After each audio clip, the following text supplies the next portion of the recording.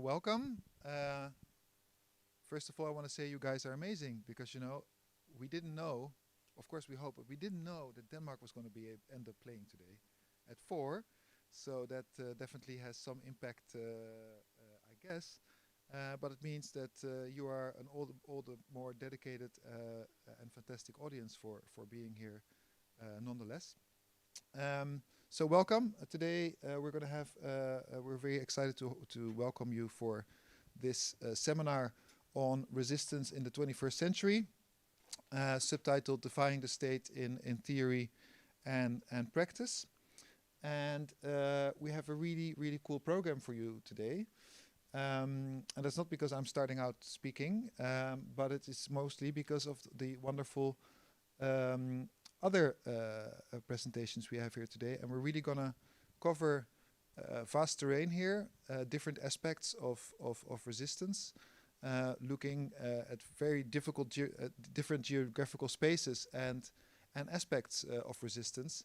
And we hope that by dipping into some of these very different dynamics and places, we are not only able to give you a kind of overview of what is at stake in practice politically on the ground, but also how can we, think differently about political power and resist perhaps the dominance of the state in theory as well. And to do so, we're gonna move in the order of looking at ongoing resistance movements as we speak right now, with a focus on Myanmar.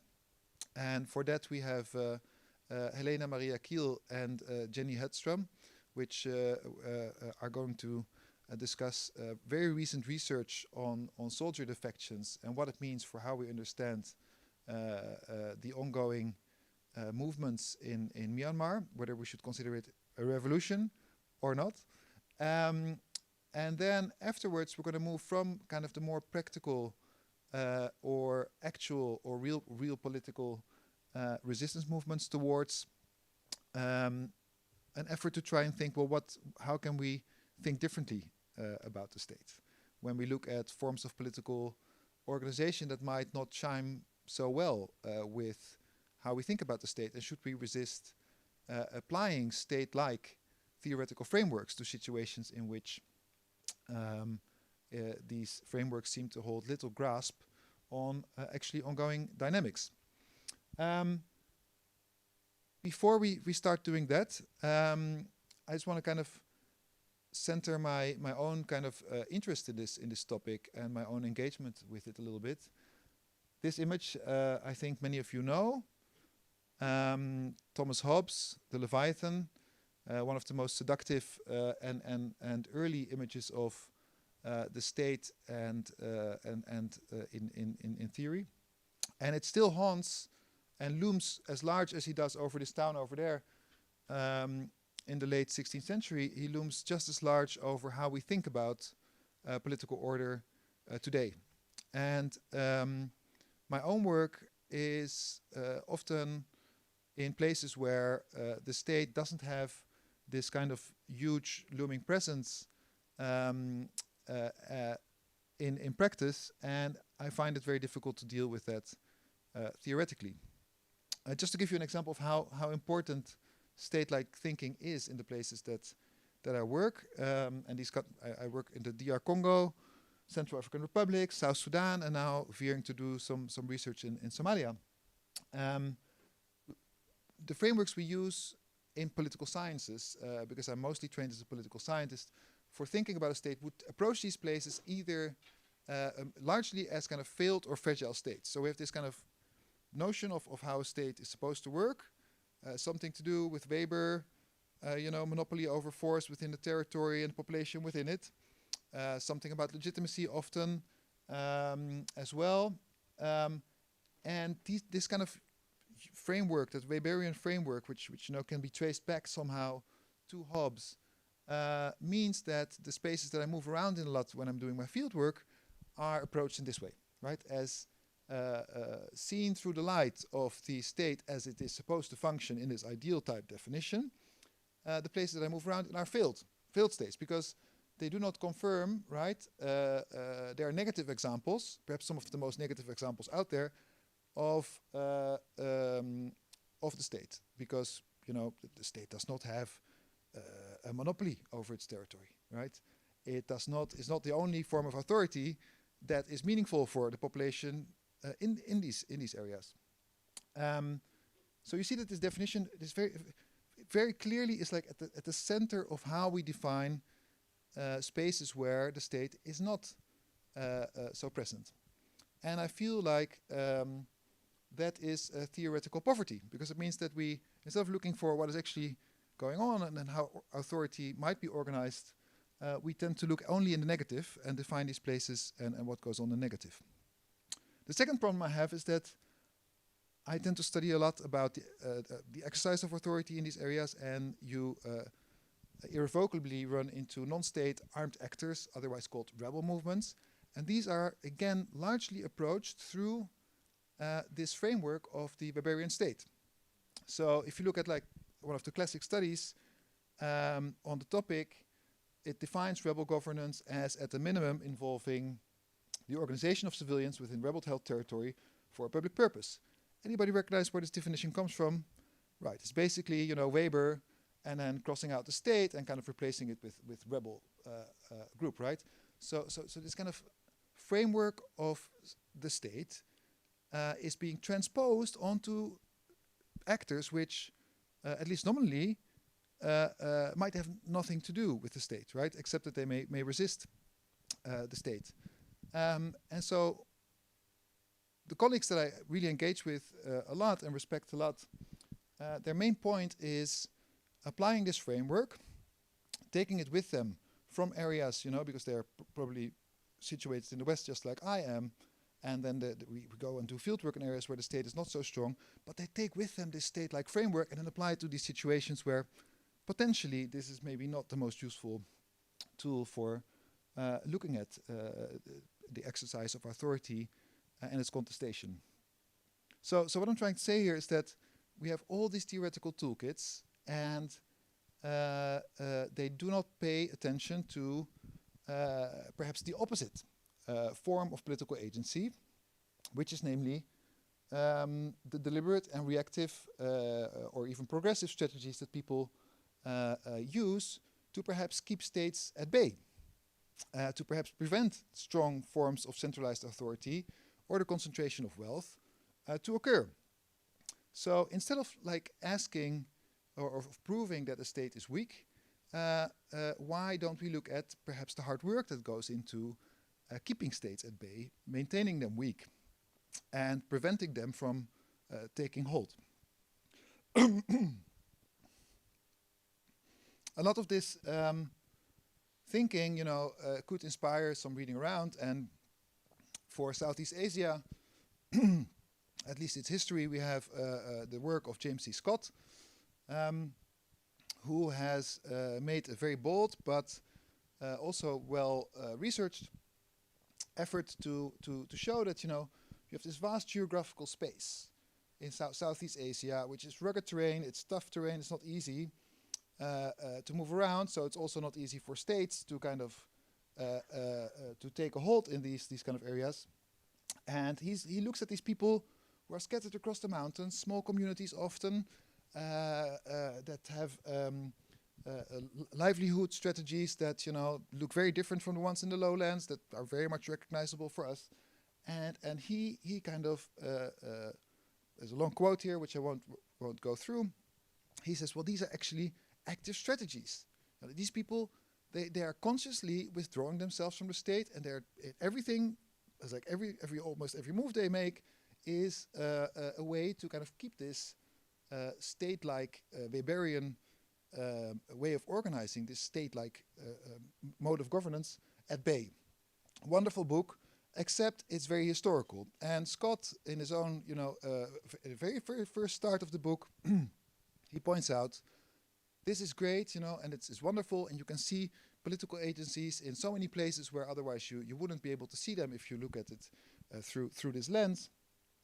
But it doesn't hold anymore today, because unfortunately, the infrastructural power of the state, railways, communications, road building, etc., have demolished the kind of space of agency, the terrain of resistance, if you will, that these people made use of to withdraw themselves from the state and organize themselves in a different kind of way. So for Scott, this is a historical argument, and the anthropological present is not amenable to any of these kind of non-state or anti-state forms of organizing. I talked to Scott recently, and he still maintains that, you know, today it is very difficult to find this, but I feel that that's maybe not entirely the case. Scott focuses on Southeast Asia. I'm not very well aware, very familiar with the area, but my colleagues can maybe say more of that. But the area that I look at, Central Africa, is this vast area, has been colonized, and up to the 60s there was this huge boost in terms of infrastructural spending and the expansion of the infrastructural power of the colonial state. But at the moment these states became independent, and it took maybe 10 years, all these transport infrastructure grids started to crumble again. And by the late 70s, 80s, countries like Congo, you know, had these beautiful maps of their transport networks, but they only existed on these maps. And in practice, you have landscapes which are very difficult to move through, and it takes a long time to move because the roads are basically gone. So people have reverted back from moving with vehicles because they're not very useful any longer, to just moving on foot, as this screenshot of illegal charcoal harvesters. This is really important, because what it means is that these kind of strategies that Scott describes for this past before the infrastructural revolution of the modern state, right, of using the friction of terrain to withdraw yourself from states, manufacture other forms of resistance by using terrain and distance, are actually once again possible, right? Just two quotes from Mai Mai, which is rebel groups in Eastern Congo. First one is: the forest is the home of our ancestors. It harbors our protective spirit, Kalisha. When we attack, we can withdraw under its protection. If you try to chase us, you'll get lost because of the distracting spirits that protect us. So this is a way of encoding that the forest, rough terrain, they could say the same about mountains, are spaces where you can withdraw from the state, right? Another one says, forest cannot be occupied. Entering into the forest means entering under the protection of Kimbiringiti, another local forest spirit. It is a way to withdraw oneself from the hold of an occupier, the best way to show a refusal of the order imposed by the latter. So these are just, you know, sketchy suggestions that maybe, just maybe, some of the strategies that Scott, you know, attributes to the past, the historical phenomenon, may have some kind of purchase today for looking at what people do in ways that are more reactive strategies to kind of keep the state at bay. But there's another point which I think is really important, which is that in many, many countries, post-colonial countries, the experience that people have with the state has been a quite terrible one, right? From its colonial origins, or maybe even pre-colonial manifestations, up to today, the state is largely exploitative, extractive, repressive. And to people living in these countries are not just the poor victims of these oppressive states, but are also very creative people that may, over you know, the centuries or a century and a half of experience with negative experience with the state, have developed very sophisticated strategies of keeping the state at bay, keeping it weak, and preventing it from becoming this powerful form of barbarian statehood that we see in other countries. My own work focuses on roadblocks, and the majority of these roadblocks are vehicles of extraction, oppression, exactly a manifestation of this kind of you know, authoritarian, extractive, yet weak state that we tend to ascribe it to. But if you kind of overlay the map with the armed groups that exist in Eastern Congo, and there's about 120 of them right now, most of these armed groups aren't strong. They're not state-like. They don't look like the rebel governance would describe them, right? There's maybe 2 or 3 rebel groups which fit that picture. The rest is these very small, fragmented militia, which are only mobilized part of the time. They might, you know, They might disperse again and then start farming and then maybe take up the weapons again. They infight a lot. It's not clear who is the leader. They're not very effective. But what they're very good at collectively is keeping centralized power of the state at bay. And each of these community militia might operate one or two roadblocks, not really to extract wealth or to mount a state-like apparatus, but instead as a way to kind of, keep a check on these regional balances of power between communities, just out of curiosity, who is passing through our territory. There might be actually mechanisms for communities to grasp with the contradictions of, flows of aid and trade passing through the territory, and have nothing to do with the building up of statecraft, but more with anxieties around the building up of wealth that might be involved with trade being appropriated by anyone in the area. So these are just some thoughts that, confusions maybe, that lead me to want to challenge the state, which is colonizing my own headspace, without having any answers. So that makes it that I'm very, very curious about the rest of the presentations of today. We're going to start with a presentation by Helene Maria Kiel, who has worked very long and hard together with activists in Myanmar and researchers looking at soldiers' defections. Then we have a presentation by a visitor, and I just have to make sure that I get it right. This is Jenny Hedström from Stockholm, where she is an associate professor in war studies at the Defense University. Whose research focuses on the relations between households, gender and warfare, gender traditions and peace building, women's activism and resistance, and who will be a fantastic interlocutor for Helene's presentation. And after the break, it's really wonderful to have with us as a kind of theoretical keynote and to provoke our thinking about matters state-like and anti-state. Judith Scheele, who is associated to the EHESS, I always have difficulties pronouncing it, where she's director of research. She's an anthropologist interested in mobility, Islam and politics in Northwest Africa, and who has published 3 amazing books looking at different shadings of statehood, state formation, mobility, etc. in this area.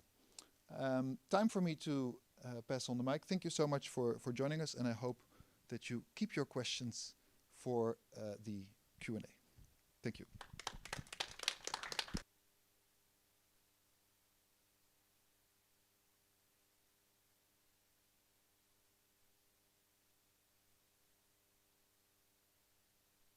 Good afternoon. Like Pierre, I would like to thank you for coming despite the football interventions or distractions going on. It's a very important game today, I hear.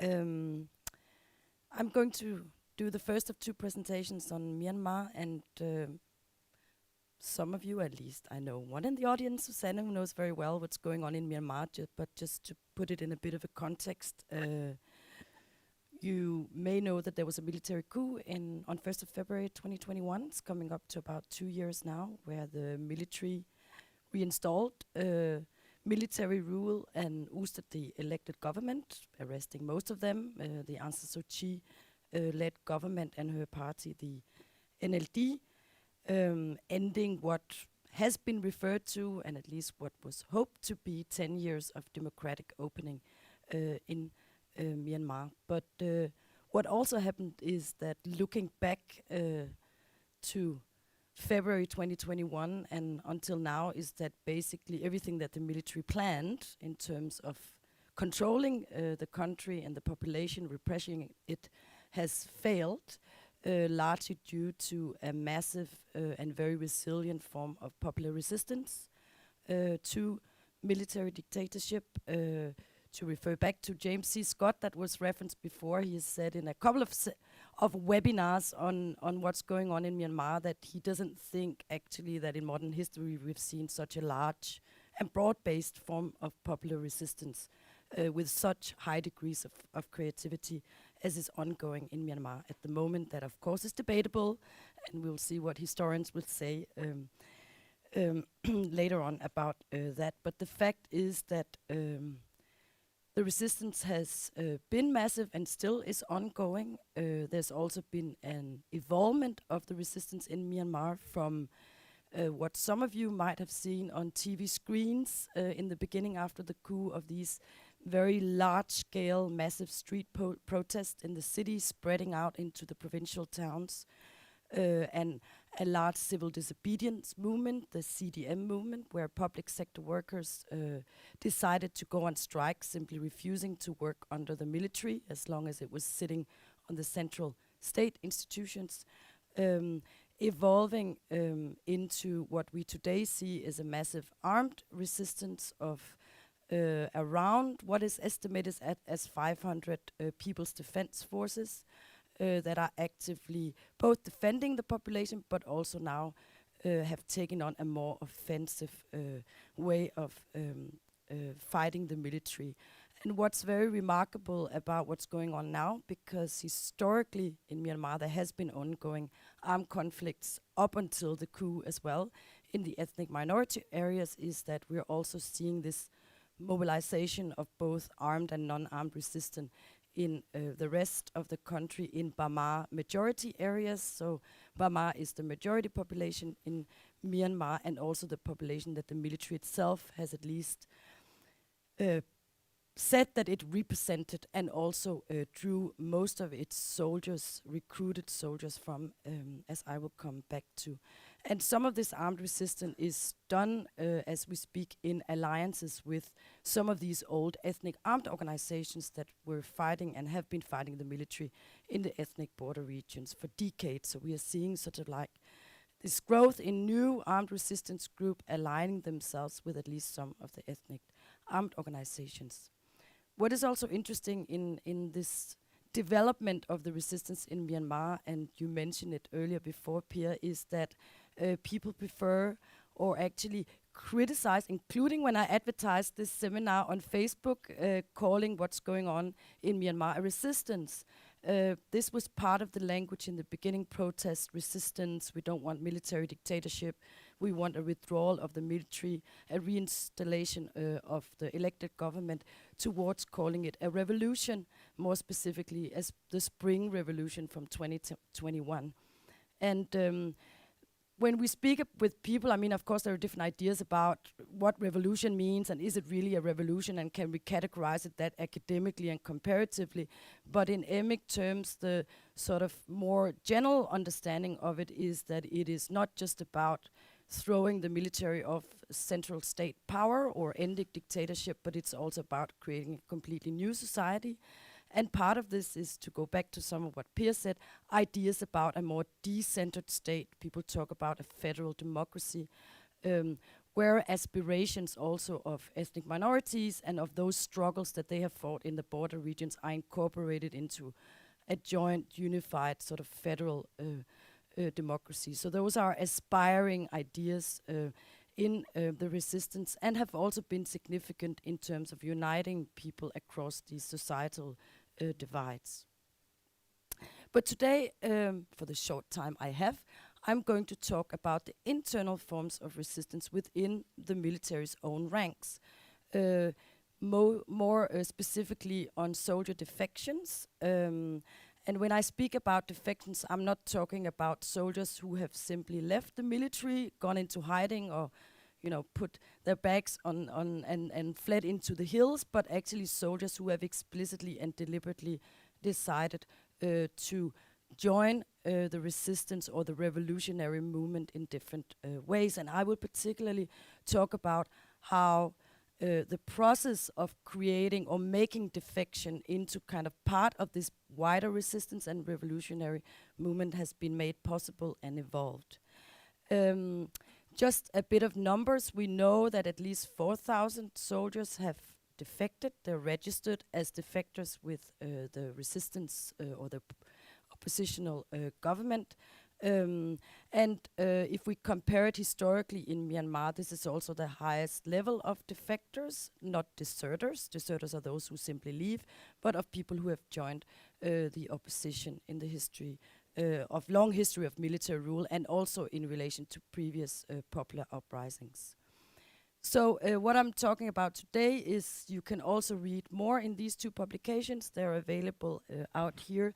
The first is a report we did here at DIIS. I did it with a Myanmar colleague who remains anonymized because she's inside the country, and it's, as you can almost guess, quite a sensitive topic in the eyes of the military to look at how soldiers are leaving them and defying them. And the other is a collection of memoirs by some of the soldiers who have left, where I've also contributed with an introduction. And it's based on what we nowadays call a digital ethnography, which means with the kind of ethnographic sensibility and methods that we normally use, it is based mainly on online sources and also on interviews done in Zoom, which is what has been possible, but also quite interesting because, as I'll return to, the soldier defection movement is very much also played out and mobilized and expressed in online spaces, because that's also what's possible with the research participants that we are engaging with.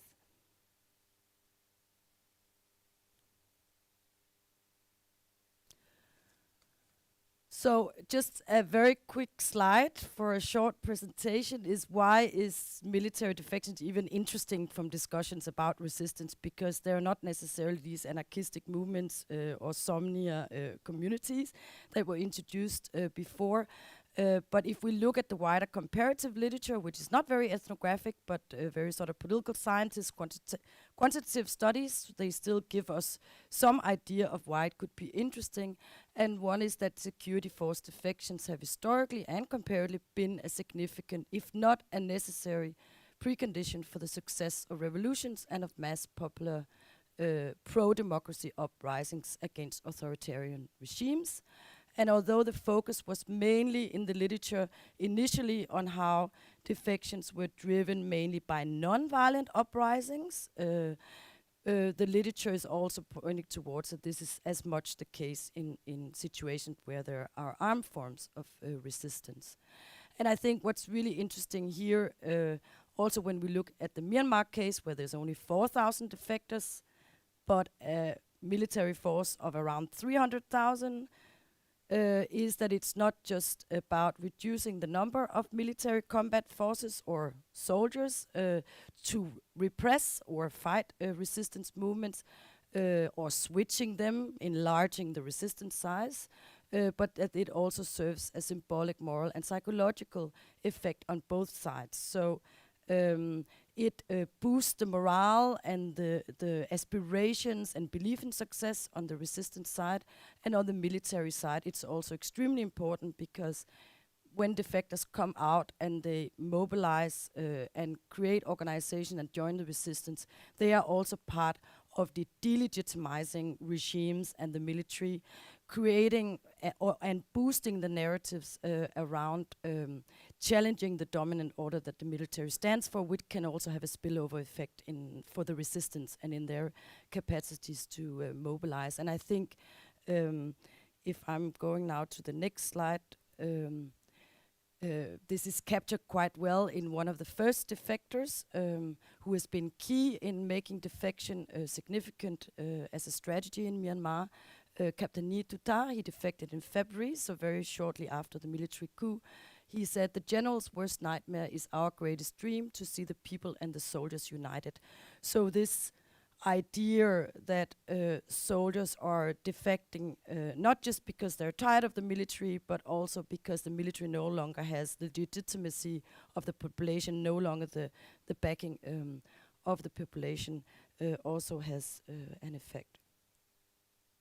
So just some of the core arguments that's coming out of the research that we're doing fits well with what I've just said now, that it's a significant symbolic blow to the military.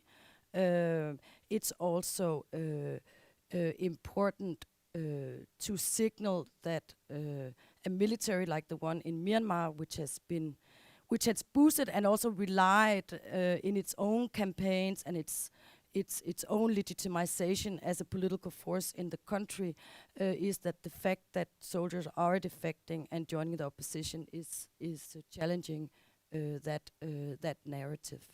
But we have not in Myanmar, and unfortunately, seen that it's actually had a concrete impact on the military leadership's strategy or in terms of any kind of withdrawal. So another point, and this is something that I'm working on in another publication at the moment, is trying to understand, based on these retrospective memoirs and interviews of defectors, because of course we were not able to interview them while they were thinking about leaving and why they were leaving, but there's a lot of material, online material, interviews and memoirs that are giving us an idea of why they left the military, and the report we did is going into detail with that. But what we found out is that the way that defection evolved into a form of resistance was very much reliant on active forms of collective mobilization, and also on a deliberate and active efforts to allow defection to become integrated into the wider popular resistance. And we argue first that this was enabled by the fact that there was already like a widespread popular resistance to the military, and significant here is also that this involved not only ethnic minority groups, which for decades have been construed as the enemy of the nation, as the enemy of the military, but that the popular resistance also includes the Bamar majority, where the majority of soldiers themselves are from, which also means that the people that are violently oppressed or killed by the military belong to the same group and networks of the soldiers who are inside. A second part, and this is something that's completely lacking in the defection literature from other places, is that the extensive internet and social media campaigns by some of the key early defectors who were able to connect with activists have been central to making defection into a collective, enabling defection and making it into a resistance strategy. And the last one is how the civil disobedient movement, the movement I spoke about before, where doctors and nurses and teachers and other public sector workers was not initially open to soldiers when we go back in the memoirs and the narratives, but it became opened up through these other kinds of activities.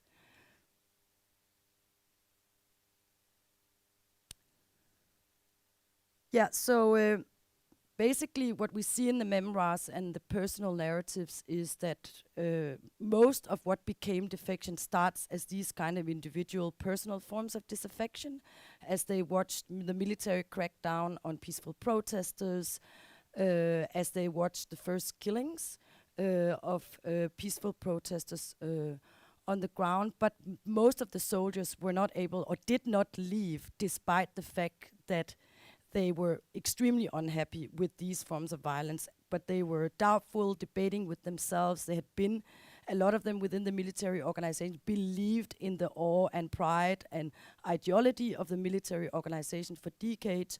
So they were also internally conflicted about what was going on. And then, of course, there were extreme security risks associated with defection, which made it very difficult for people to make the jump alone based on their moral concerns with the violence. And extreme risks and insecurities, which we detail in our report, is not just about the individual person itself, but also about family members, because the military deliberately targets and threatens family members if soldiers leave.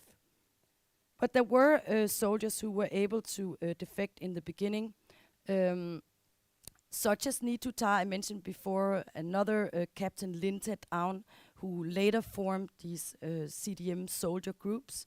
And they were very quick to come up on social media and align themselves with activists, as I said.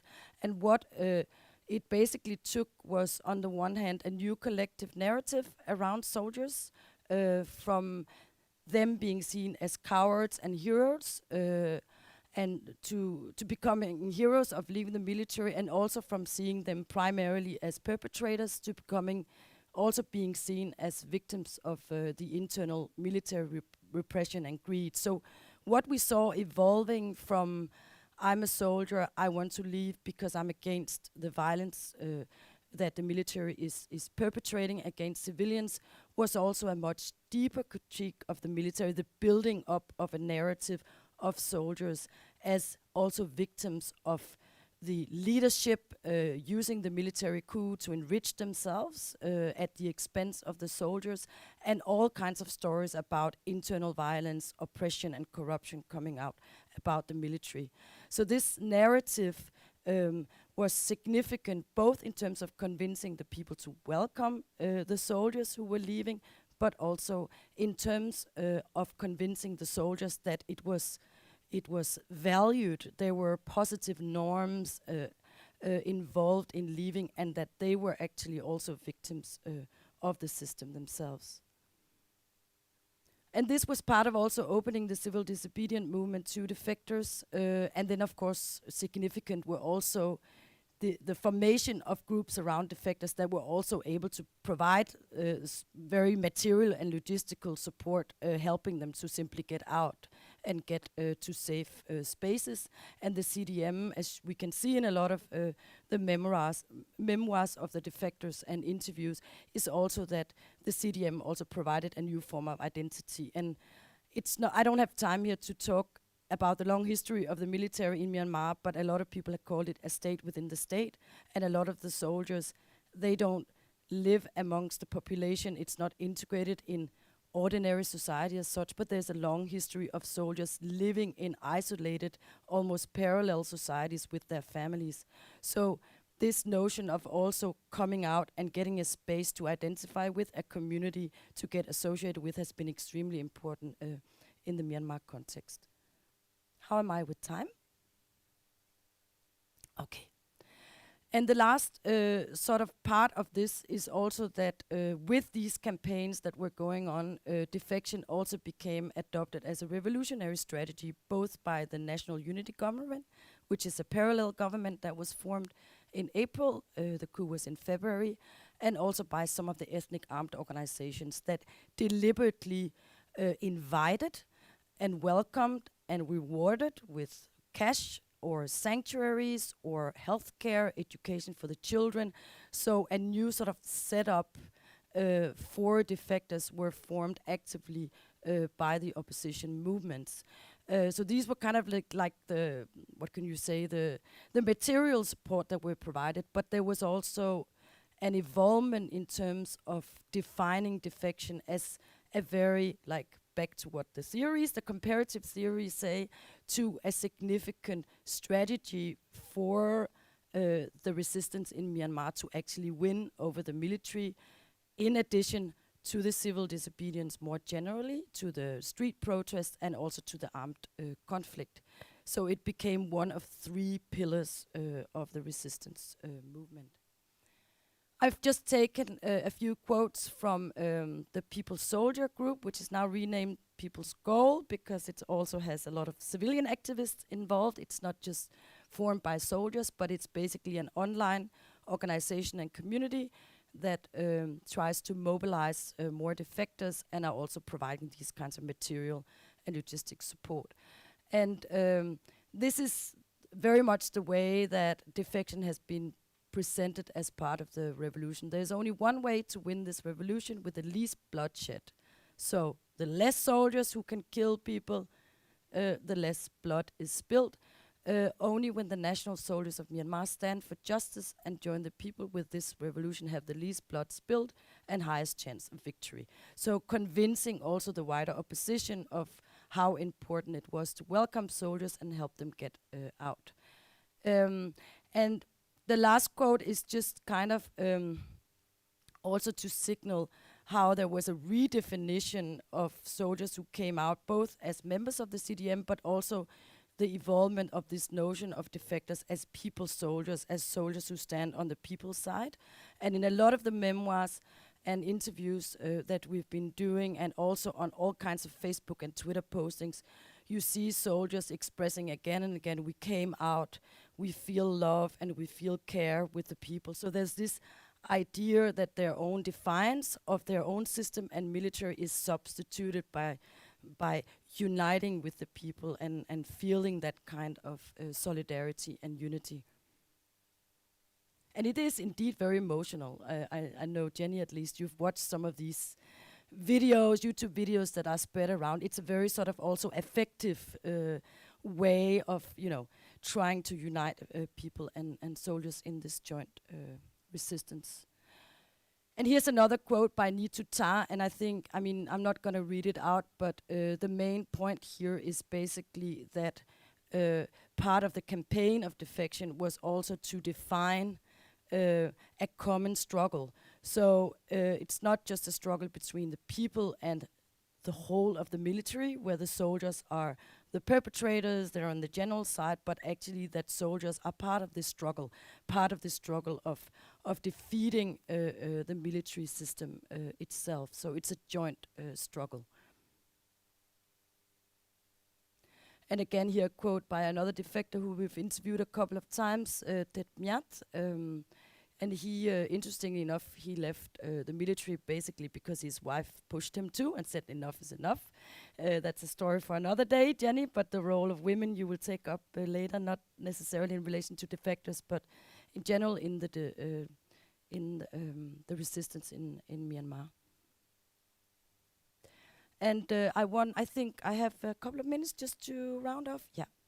So I just want to give an example here of one of the female defectors that we've followed quite a lot, and also to show sort of the kind of evolvement of the narrative around defection, beginning very much with this moral concerns or what they usually talk about as moral disgust for the violence, and this idea that they refuse to kill their own people, kill their own family members, referring to the military crackdowns on protesters, and then how Yin Lele Tun a year later is also becoming part of this resistance, this revolutionary narrative, which goes much deeper than attacking the violence after the coup, but actually also questioning the whole system and states, very centralized authoritarian state built up by the military all over all these decades of Myanmar. And this is very much drawn from very personalized stories, and of course this is a very intimate personal story. When I finished my military training, I did not have freedom. For instance, we were locked in the compound in the evening till morning. I was also sexually harassed by a high rank. He touched me every day, and she was of course about to cry. I was so afraid to go to the office. If I complained, I'm sure I would get more shame, because that man was a very important person in our battalion. And like these grave stories and testimonies of how the military operates, not just against the people, but also internally against its own members, have also been supplemented by male defectors who talk about how their salaries are reduced and forced to invest in military companies, direct torture and violence, forms of corruption, and all kinds of oppressive practices within the military, which then becomes incorporated also into this wider resistance and revolutionary narrative of the opposition in Myanmar. There are, of course, defectors in Myanmar who are leaving for other reasons than moral concerns, as what we saw in the beginning of the coup or after the coup, and which have been very active in these kind of defector soldier groups and in these campaigns. We are also seeing over the past year or so, as the violent resistance has escalated, soldiers who are coming out because of fatigue and because they are tired in the battle, because they're worn down, because they feel their lives are totally disregarded by the military. And of course these feed into some of the similar forms of critique of the military, but it's just to give you an idea that there is also a large variety of motives and drivers of why people are leaving, and that a lot of soldiers are also stuck in that system and are not able to leave, both because they perhaps are still loyal and believe in the military system, but also because they are locked tightly into it in other ways.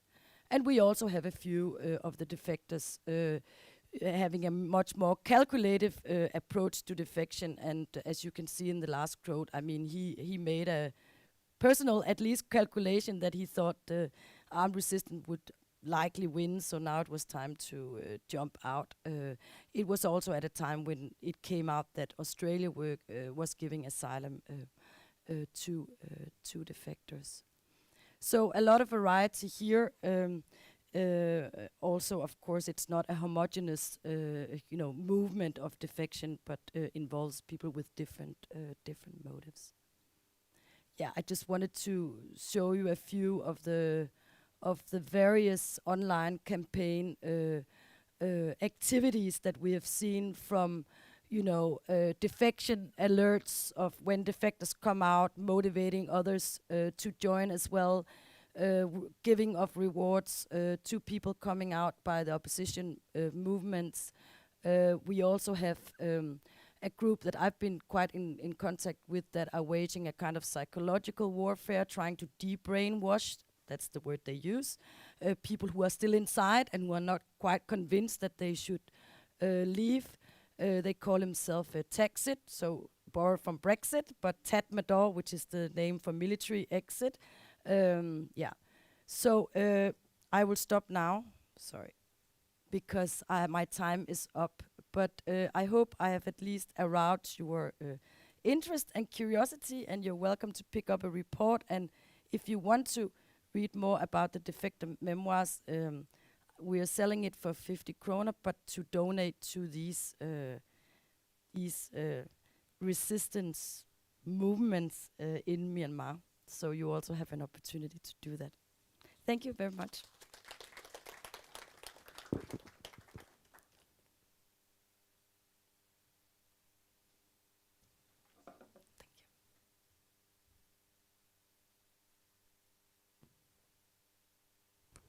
This works? Yeah, perfect. Great. I hope this works if I leave it here, right? Yeah. Cool. So my name's Jenny Hedström, and I'm associate professor in war studies in Stockholm. So I'm really happy to be here today and be invited by Helena and her colleagues on this super interesting panel. So my research concerns gender and war in Myanmar, broadly defined. So today I'm here to talk about women and revolutionary change in Myanmar. And I wanted to start with some of the photos I pulled from internet or that has been shared with me of women protesting the current coup in the country. So the photo in the top left corner is a photo from women acting in Swan, the Shan Women's Action Network, working on the Thai-Myanmar border and across the border into Shan State. The bottom left is a photo of teachers in Kachin State, in Myitkyina in the north, where 24 out of 26 teachers in that particular school were striking, refusing to work for the military regime. And the middle photo is from Karenni State in eastern Myanmar, where local Karenni women's organization were organizing protests using women's underwear and sanitary products. And the poster actually reads that the military can no longer provide protection for us, not even at the level of a pad. So none of these photos are from Rangoon or Naypyidaw or the capitals of Myanmar. And the reason why I wanted to start with this is because they show that, one, the widespread involvement in women in protest across the country, where in many areas women have been leading protests, mobilizing resistance efforts and also coordinated strike actions. But also, secondly, because women from ethnic minority areas, so women from Shan State or Karenni State and Kachin States, have always been involved in resistance activities in the country. And I think we need to take a step back and remember how and where and why women are currently mobilizing in anti-state resistance and revolutionary change in Myanmar, because women's responses to the coup has a historical precedent. see if I could figure out how this works. Yep, okay, good. So where are the women in Myanmar's revolutionary moment? So women have been and are still, I think, literally and figuratively on the front lines of the many revolutions and resistance movements that have been ongoing in the countries, including in the many wars which are still ongoing and which has, of course, worsened since the coup. And I think sometimes when we talk of Myanmar, we sometimes forget that wars have actually been a constant in many places of the country. And there was actually more fighting in some areas in the last 10 years than the 5 to 10 years preceding the reforms in 2011. So the political and economic reforms and this peace process, they sort of started in 2011. They sort of began this decade of democratic change. Didn't necessarily lead to more peace, but to more fighting, at least in some of the ethnic minority areas. And in these areas, so the areas that were hardest hit by fighting, women have been the backbone of resistance always. So in my research on armed groups fighting for rights in the north of the country, so in Kachin State and in Shan State, or in the east in Karenni State, but also further south in Mon State, women have been critical to resistance activities in at least three ways. So first of all, they have always been sort of making sure that everyone is alive in displacement camps, in villages under attacks, or when you're on the run. They're basically making sure that things are still running and kids are still fed and dressed, even though conflict is ongoing and unrelenting. So something I would call everyday resistance, but maybe Hillary here would refer to as survival under a violent state. Secondly, women also provide unpaid feminized labor to ethnic armed groups, what I call militarized social reproduction. So they make uniforms, they deliver food to front lines, they fight in armed groups, and they literally reproduce the resistance groups through childbirth and marriage. But they also, of course, undertake really critical relief and resistance efforts. So running community safe houses, health clinics, documenting human rights abuses, and organizing movements mobilizing for peace. So women have always been active in resisting the state in Myanmar. And so to me, it hasn't been a surprise to see women like Esther or Inten Samwang, which are depicted on the photo here, leading protests against the coup. That's not an exception in Myanmar, but that's, at least in my research, this seems to have been the rule.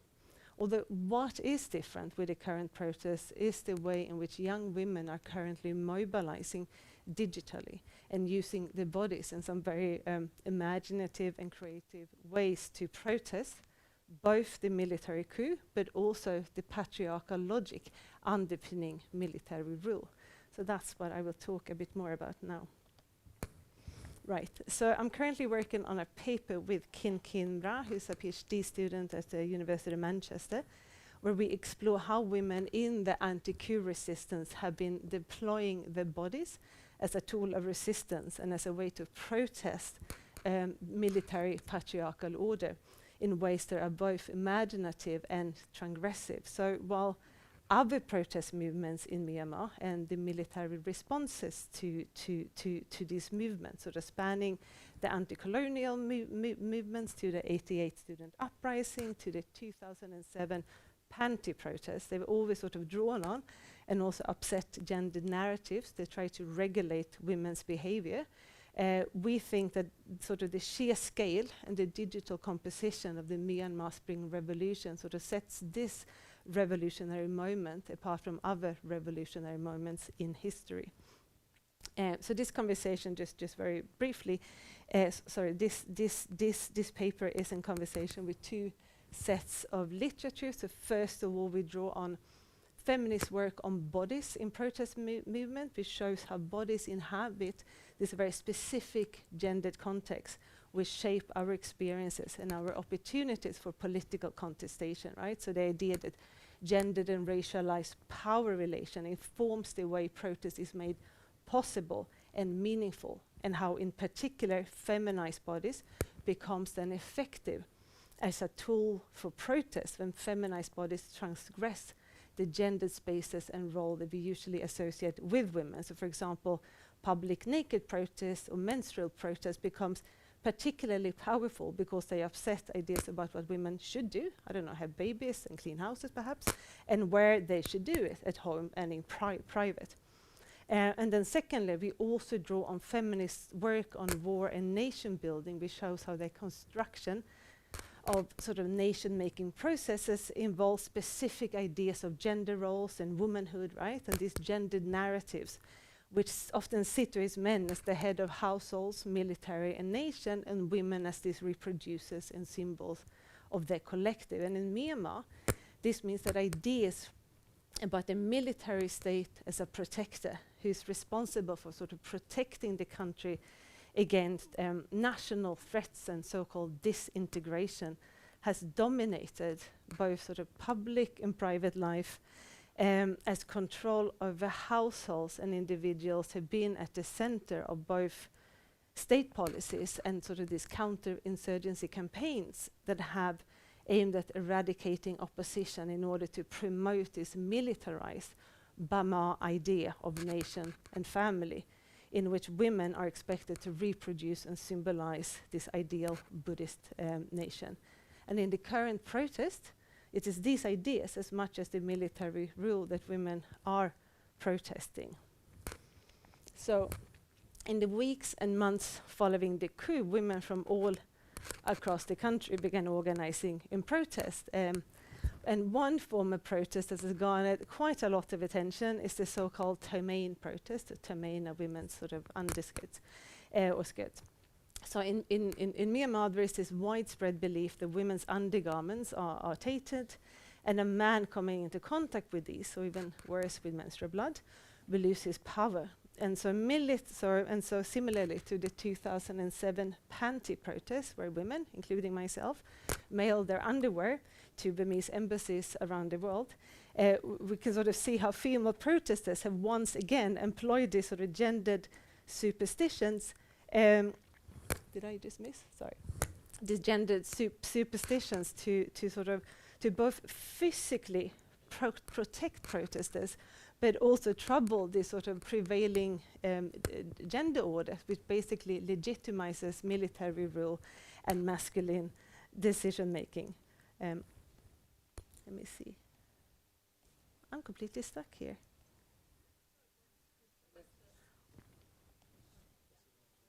Can you? I can't see anything. How do I scroll down? It doesn't work.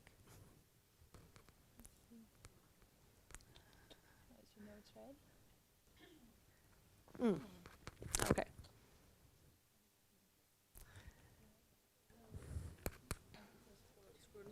Right. You want to keep the slide but scroll down here? Yeah, how do I do that? All right. So about a month after the protest started, women began to organize what became known as the Tamain protests.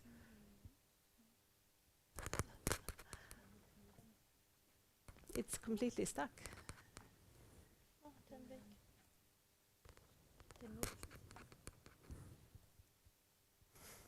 Sorry. I have my notes on a paper. I could use it. Oh. No, it's stuck. This is great. Thank you. Sorry. So about a month after the coup, these protesters began to make these flags and posters out of Tamain, so the women's clothes, right? And menstrual pads and bras to mock the military and the gender beliefs. But they also made these makeshift barricades and also sort of smeared photos of General Min Aung Hlaing. So he's the military leader and the head of the junta with red paint, right? And these campaigns, we think, sort of highlighted the weaknesses of this patriarchal belief system that underpins the military regime, as the male soldiers became busy clearing the streets of these symbols, sort of too afraid to actually walk under them.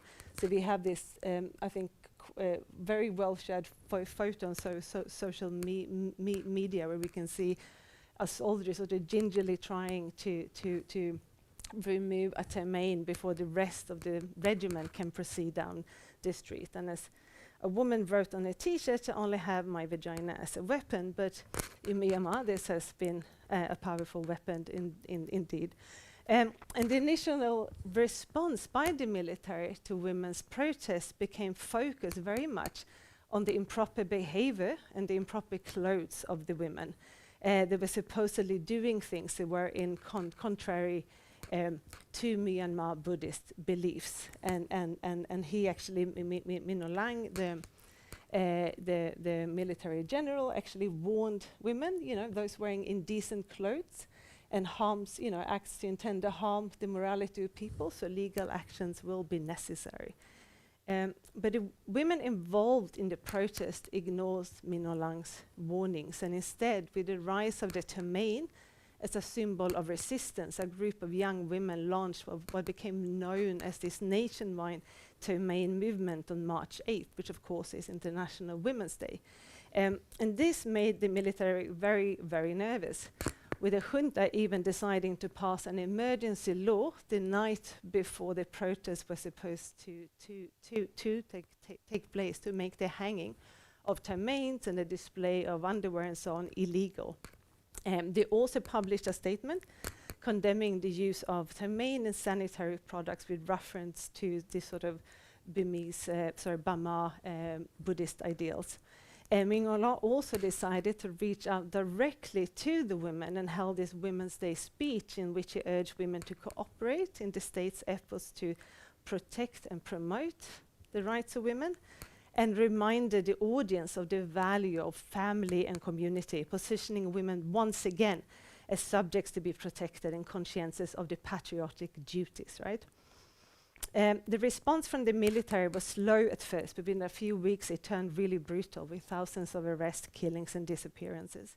In response to this widespread violence, the protests moved online, right? Where young women developed several campaigns. I don't have time to go into all of these, but were basically run by a group called Sister to Sisters, where they were showing the solidarity with female victims, and where they sort of were able to go online, sort of to mobilize across scales and to refuse the narrative of women's bodies as sites of insecurity and violence and as objects to be protected, right? Instead, the bodies became the sites of refusal and change and highly visible in the public sphere. And in Myanmar, we think, Kin and I, we haven't quite finished the conclusion yet, so we'd be happy to have any input or thoughts. But we argue that the prominence of the feminized body as a vehicle of protest against the military regime has sort of gained its meaning between this very specific militarized gender order, which understands female bodies and their assumed reproductive functions as both domestic and sexual, fertile and dangerous. And so this gender order has been experienced in everyday lives and through bodies, so reaching into households and demarcating between female and male clothing, encouraging women to hide the menstrual objects from public view. So it's only fitting, we argue, that resistance to this order is also articulated and experienced through activities that foreground bodies, and their everyday intimate relation in some very creative and disruptive way, and in this way refusing to yield to patriarchal power and military might. And I just want to leave you with a poem written about the Myanmar Spring Revolution by poet Ngaba that I feel sort of nicely encapsulates the sort of spirit and bravery of the many people in Myanmar resisting the state in Myanmar today. Thank you, and sorry for the technical problems.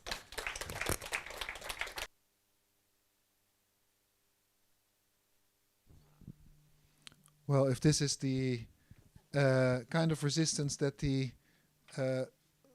junta in Myanmar is facing, then I don't think they have a large chance of surviving. This looks very, very impressive.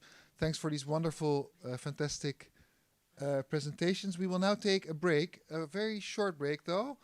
Maybe 5-minute break at best. Come back here at 3:10 to stretch the legs and get ready to take a flight and or a trip with a boat down to another continent. See you in 5 minutes. Thank you. Do you want me to start? Okay. Well, thank you very much for everybody for showing up. And thank you very much to Pierre for inviting me to the seminar. So I must say, I was encouraged by Pierre to kind of be, what did you say, anthropologically incorrect. So there's a little bit of conceptual and theoretical work, which is not what I do most of the time. I'm an anthropologist. I've done a lot of field work, and coming after those two papers, I kind of, this is where the meat is. But I will still try to come up with some more general ideas. Now, they're not kind of comparatively derived. I will still use my own field work as a baseline and start and end with it. I hope that the more conceptual parts are not too boring. Do let me know if I talk too much or if I don't make sense, if I go too fast, just kind of make that known, because I am very much an anthropologist, and that comes with its own habitus and kind of professional deformation, so do let me know if that's the case. These are very much preliminary ideas, so that come out of fieldwork done in Northwest Africa. I started off in northern Algeria, moved to the Mali-Algeria border, and then to northern Chad, which is what the paper is about today. But the other bits have kind of informed what I do, and you will see there's some pictures from elsewhere too.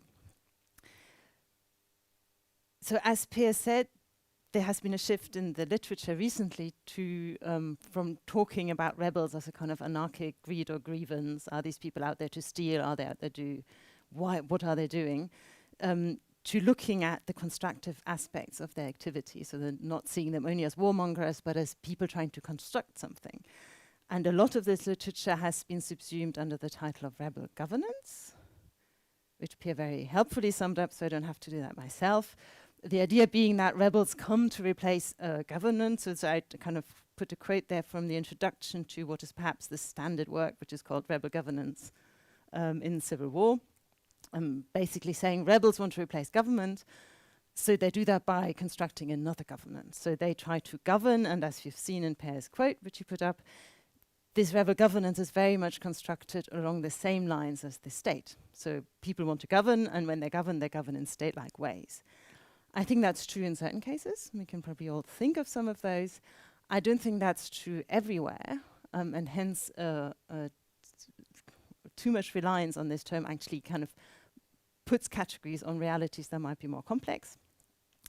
But I also think that this term in itself is symptomatic of the social sciences, of difficulties we all have in thinking about the state, for the very simple reason that we don't have any words that actually allow us to say things. So for instance, there's a lot of theoretical work on, as Pierre said, fragile states, weak states, hybrid states. A lot of work saying this is not a bad thing in itself, but we still don't get away from the state. The same way we have fragmented sovereignty, which again helps us explain certain things. But if sovereignty is supposed to be a monopoly of force, what is a fragmented sovereignty? Should we just perhaps find a different word, etc.? So there'll be more examples coming on later on. But of course, once you say we can't use those words, which kind of words are we going to use? So what follows is a kind of reflection on that. I think the main point I want to make is that what we have to do first is to pull apart politics and governance, or even politics and power. Not to say that politics is not about power, but to say that it's not only about power. We also have to take into account what people themselves think politics is and is about. And the ideas they express themselves, the kind of the collective ethics, if you like, that is behind any kind of project of politics. Although, of course, that collective ethics is also constructed in fields of power. But we can't just look at one or just look at the other. We can do that by listening to people. There you go, the anthropologist is coming through, trying to understand what they're doing. Although just listening to words and vocabulary might not be enough. And we need to think very carefully how we can do this, which is what I'm trying to do too. And the other thing is when we think about ideas, we kind of also have to get rid, I think, of notions of the local, which very often we tend to oppose to the idea of the global, saying, and the local has come to stand in for a lot of terms that have become more complicated, like culture, values, etc. But I think especially politically, because politics is never just local, because it is about ideas, because people circulate ideas, we've seen that earlier, because people think not just in kind of locally derived Métis local knowledge terms, but in terms of larger bodies of thought. Some of them might be called religion, some of them might be called political theory. Some people have read Marx in the field, some people have read other stuff. So the local is not good enough. So you have to find some kind of middle ground. Neither is the global. Neither do stories of the global imposition of categories, which is what we do when you talk about the state very often, quite work. So we have to find this middle ground. And again, it's very difficult to see it very often. And there are reasons for that. Some of them are internal to the history of the disciplines we work in, and some of them, I think, are more kind of profoundly conceptually difficult. And I think to do this is important for us. I think we produce better accounts if you think in different terms. But I think there's also real potential to make political theorists listen to what we do. They have stopped listening for the last 40 years. And I think it's about time to stop just producing data and to say, actually, the words and concepts we produce, kind of ethnographic theories, is something we need to take seriously. And that would hopefully kind of allow us to explode political theory from within. But, you know, that's not for today. Let's put it that way. A gentle explosion, let's put it. So as I said, what I say will be based on a case study from northern Chad, where I carried out fieldwork in 2011 and 2012, so kind of a little bit more than a year. Northern Chad is a nice example because on the face of it, it looks like an ideal example of rebel governance. So northern Chad, which I mean mostly what's called here Borkou Inedi Tibesti, so it's the Saharan region of Chad, which is right in the heart of Africa, as you can see, in a place where the colonial states got very late because it's so far away from the coast and there's not very much there. Was never properly pacified in colonial parlance. And straight after independence, or straight after the French colonial army left, civil war broke out, led by the Frolina, which you can see down there, the Front de Libération Nationale du Tchad, which basically fought until, say, 1987. I put the years here because these are the years when the Frolina was officially in control of Faya-Largeau, which was my field site. It's, I like to say, the major town of northern Chad is actually the only town of northern Chad. And it being major doesn't make it very big. It's a very small place. It has always been a small place, which I think is quite significant. So Faya was under rebel governance by the Frolina for, this looks like 10 years, probably a little bit longer. And again, when we look at what is left from that, it looked very much like governance. So they produced documents, for instance. These are the archives of Faya, where people gave me the keys. And not all of these papers, but a lot of these papers were produced by the Frolina. So they had their own letterhead, as you can see, with the motto "Vaincre ou mourir," which then kind of looks slightly odd on an administrative document. They cut out their own stamps. They gave themselves title, mimicking the kind of colonial government's title. And they set up what they called a commission de redressement, so kind of re-education committee, trying to produce order in Faya, and all of the time, clearly with very little success. And that meant they tried to regulate people's movements, they tried to impose a curfew, they tried to stop people from leaving. They tried to regulate their own armed forces, saying you should, if you go to a party, don't bring a hand grenade. That kind of stuff crops up all of the time. Or don't bring a hand grenade, even if it is a party, actually.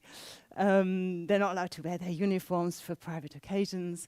They're trying to set currencies and prices. So we're right next to Libya. Libya has just discovered oil. It's turned into a really rich place. Everybody uses Libyan dinars. They say you shouldn't. You should use Chadian currency.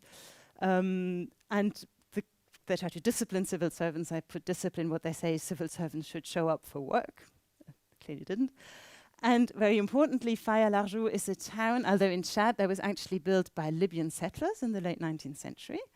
Those Libyans stayed until the 1970s, and when the Frolina finally take control, they take over all of those houses and gardens, which are kind of the only houses and gardens that make Faya look like a proper oasis town, with irrigated palm trees and that kind of stuff. And so the Frolina take over and try to give them as concessions to people who were proper Chadians, so people who kind of had the nationalist spirit. All of these categories were difficult. These are places where people move. Everybody has family in Libya. People very rarely stay. The only reason that there is a town of Faya is because of the Libyans. There's no kind of local tradition of urbanization. So this is what they try to do, and they try to regulate taxation, because everybody's taxing, and trade. Mostly they totally fail, hence the reproduction and repetition of government, of these documents. And you can see what today people think of those documents. They're not seen as terribly crucial. But still, on the face of it, we have the kind of classic example of what Lund says, the production of public authority through the production of rights. However, this only works if rights are recognized. It's a shame he's not here, because I would have liked to have heard him on this.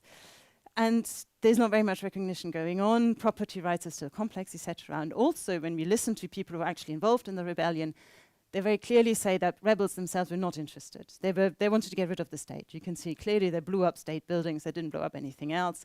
They wanted to be left alone. Seguku Niwede, who became president of Chad, but who was for a long time looked like one of them, basically said people they had no idea about the political program. They wanted to get rid of this state. Same thing, Ahmed Salah Boudoumi, who was a child, but a kind of child fighter, said they were fighting for a world without prisons and without any established government. He is now a government minister, but that's a different story. So very few people were interested in governance, and even if you look at statistically, the French had long neglected this area. There were no schools. There were perhaps 3-4 people within the Front who could produce those documents. So you have a suspicion that they were always the same. Or else what they did, they captured many soldiers who were literate, and they got the prisoners, to kind of do the government work for them. And of course, those prisoners didn't have power in any kind of sense. So there was no motivation, I think, towards governance. Nor was there actually, so we have the definition, you have to have civilians to govern. And if you look at it carefully, they probably didn't have any civilians either, because loads of people left. There was nothing to eat. Nafaya is a desert. People went to Libya. People went to N'Djamena. And everybody else who stayed enrolled in the army. And this kind of went on for quite a long time. So in 1993, 53% of men in the TBSD enrolled in the army. Men counts every male person, starting from 0 till old age. So this is quite a substantial amount of people. And women, of course, I don't have statistics for women, but loads of women enrolled into the army too. And even today, when you kind of suggest to some of these women that maybe they should put on a uniform and go and fight, they're absolutely outraged. This is not why you enroll in the army. You enroll in the army because clearly that was the only way you could survive. And also because I think there was a reluctance historically to give orders to others to govern people. I think we come to that later, but the idea that people are there to be governed doesn't quite work. But there's an even bigger reluctance to be governed. So to avoid being governed, you join the army. The army has nothing of a disciplinary organization. This is not Myanmar at all. This is a picture taken, that's the national parade for National Independence Day. So basically people say, run, and they just all run. And you can even see the uniforms. There's just nothing uniform about Chadian uniforms. So the Chadian army has kind of become like society, but basically the army has absorbed society, but society has also absorbed the army, turning it into something very, very different. So all of these reasons then lead me to say this is not rebel governments, although we have all these wonderful bureaucratic documents. So what is it? So as I said, and as Pierre said too, there are very few words, and I've been struggling with this for quite some time, there are very few words given to us in the social sciences to talk about these situations, apart from saying this is not governance, or this is anti-state, which always means talking about the state as a kind of mirror image. And partly this is so because anthropology has its own colonial history, and people have tried to move away from it, saying, look, we look at modernity. Modernity is the state. So the state is not just an empirical category, it's an evaluative category. It means somehow everybody is the same. If we pretend they all have states, it means we sit in the United Nations, we can at least pretend people have equal powers and rights. We all know that's total rubbish, but we kind of need the smokescreen to make the system work. Hence, Tanya Morali, who otherwise I think is very, very perceptive about many things, says there's no spatial beyond of the state. And I think some of this is also explained by another observation, Marilyn Strathern, who says, talking about law, that we have a tendency to always look, if there's no state, we look at things that are like the state, and that goes back to the 1940s. We think of stateless societies, and then we try to identify the bits that replace the state.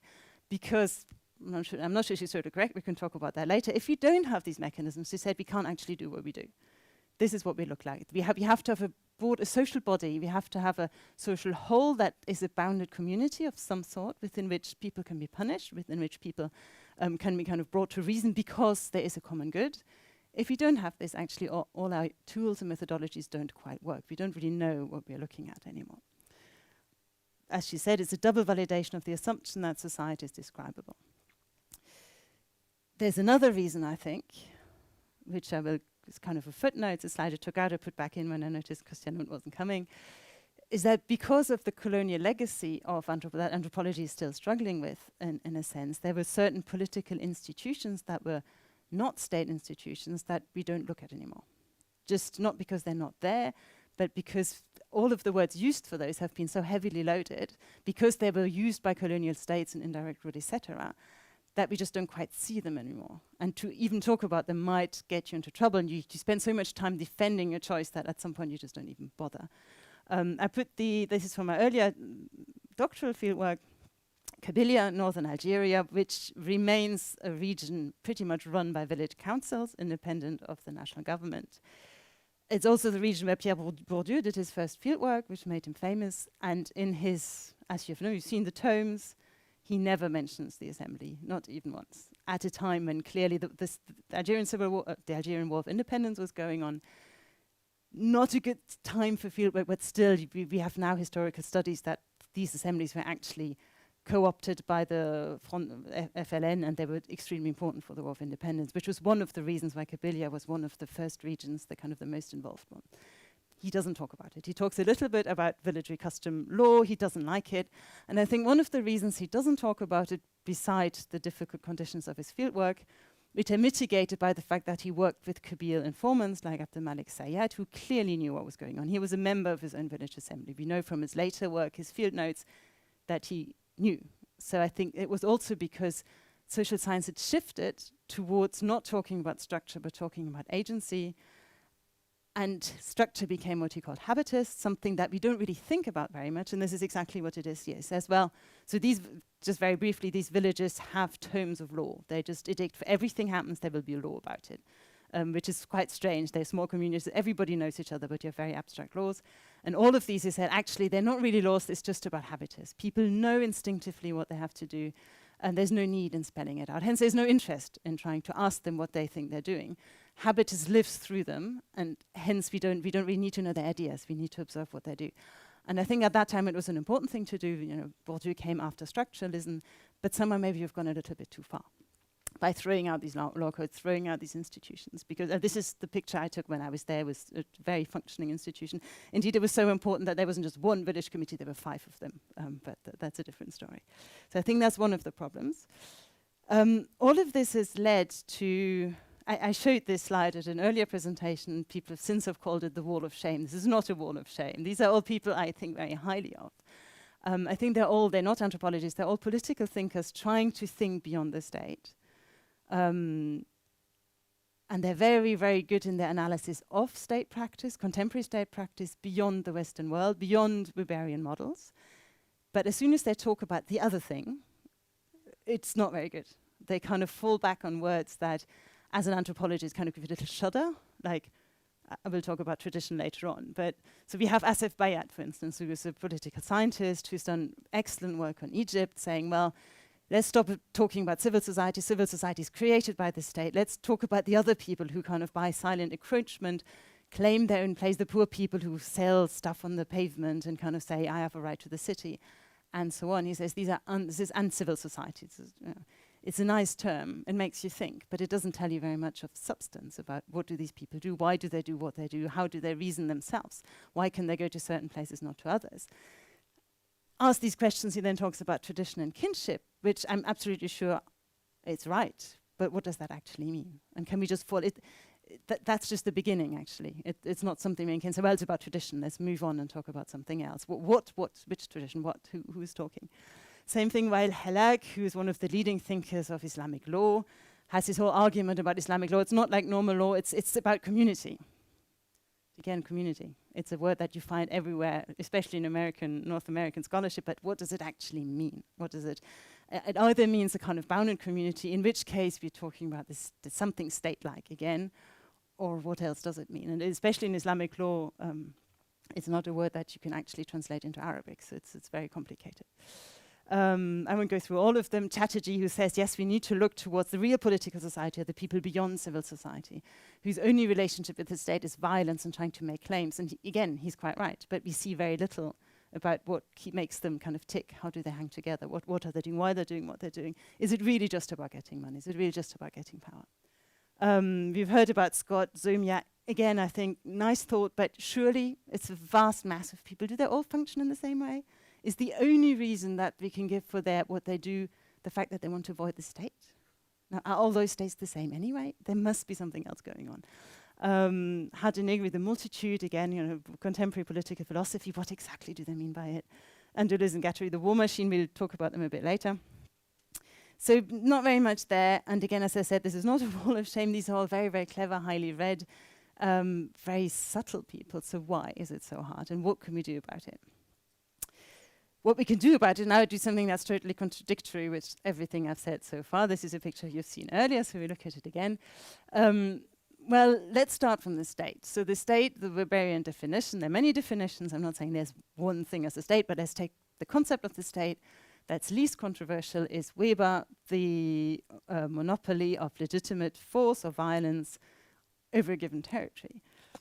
Now, what if you turn this round? We get the polypoly, which is actually what the polypoly of legitimate violence, or a dispersal of legitimate violence. And I think that's something, it sounds trite, but once you think about it, it's actually quite complex. Because we're not talking about just a dispersal of violence. Usually we have the state and then we have the Hobbesian notion of anarchy. Everybody can do what they like. That's not legitimate violence. That might happen, but it's not legitimate. Legitimacy invokes some form of collective decision-making or negotiation about what is acceptable and what is not acceptable. You cannot be legitimate on your own. So there's something going on. Dispersal, again, really quite hard. As you've seen on the earlier slide, people, they're always trying to find something to characterize something that's probably not one thing, if that makes sense. So to say this is not the state does not give it any unity, which is the problem of Zomia. To say this is Zomia, people are not state-like, doesn't mean they're all the same. So this problem, and I think this is something we have in the social sciences, again, we're always trying to look for one word, one kind of catchphrase. That's how it works. That's how the business of academia works. You have the word and then you get cited and then you're fine. But it's not very good in empirical terms, I think, and it's probably not very good to think with. However, as easy as it is to talk about a dispersal of legitimate violence, as I said, it's hard to actually do it consistently. I have two footnotes, which I'll be quite quick about, but we can talk about them later on. One is Pierre Clastres. So one of the pictures I showed earlier, Deleuze-Guattari, two philosophers who engaged in intensive dialogue with the work of an anthropologist, Pierre Clastres, who wrote in the 60s and 70s, died, and has kind of this, his early death has given him kind of aura of a Jesus-like kind of prophet. He's now coming back, everybody's citing Clastres. And indeed, he kind of prefigures a lot of the ideas that James Scott, for instance, is using now, or Greber, which are now becoming very fashionable again. But I think there are kind of two Clastres. There's one Clastres, the early Clastres. He started writing theory before he even went to the field. And his idea was, in a nutshell, that we should stop. He thought there was a thing called primitive society, which he located mostly in the Amazon. And he said this primitive society is political society because it resists the state. It is not a failure that they've never found the state, but basically their political relations and institutions are all based on the idea of actively avoiding the state. And this is done mostly by excluding the chief from reciprocal arrangements of marriage, etc., and letting him be talking and just ignoring what he does. So basically power without coercion. And kind of Clastres this very philosophical way in which collective intuition avoids a state that people might not have known. So he has been criticized on many accounts. Later on, he then moved from this idea of primitive society as kind of a community to the idea of multiplicity, that the important thing actually is not the primitive community as such, but the idea of people staying apart, not becoming one. And I think that's perhaps more productive if we want to think about dispersal, is how we can actually think away from the one, because our language of analysis always puts us at the state and the anti-state, or the state and state avoidance. But how can we think about several things at once? So I put this one quote where you can actually see how conflicted he is, because he still talks about primitive society, but he's also tending towards the idea it's all about multiplicity, it's multiplying things, it's never being caught in the idea of one group. It's not about bounded groups, it's about something else. And his answer is, which is perhaps not the only answer, but perhaps still one that's interesting, is violence. It's about warfare. These are not societies that are ever pacified, because as soon as you pacify them, you can establish some kind of sovereignty and they will start congealing into villages, congealing into one. Again, it's quite mechanical, but I think the kind of link, and I like the two because it works with the Chadi material, but there's a lot of, we tend to think of peace as a good of itself. I'm not saying it is not, but I think the way we think about peace and a lot of peace talk actually comes out of European history of establishing sovereignty. It's the king's peace, imposing an absence of violence and kind of controlling, taking was more complex than that, but kind of taking on individual ability to defend themselves and to exert vengeance onto one person. This is how the sovereignty came about historically.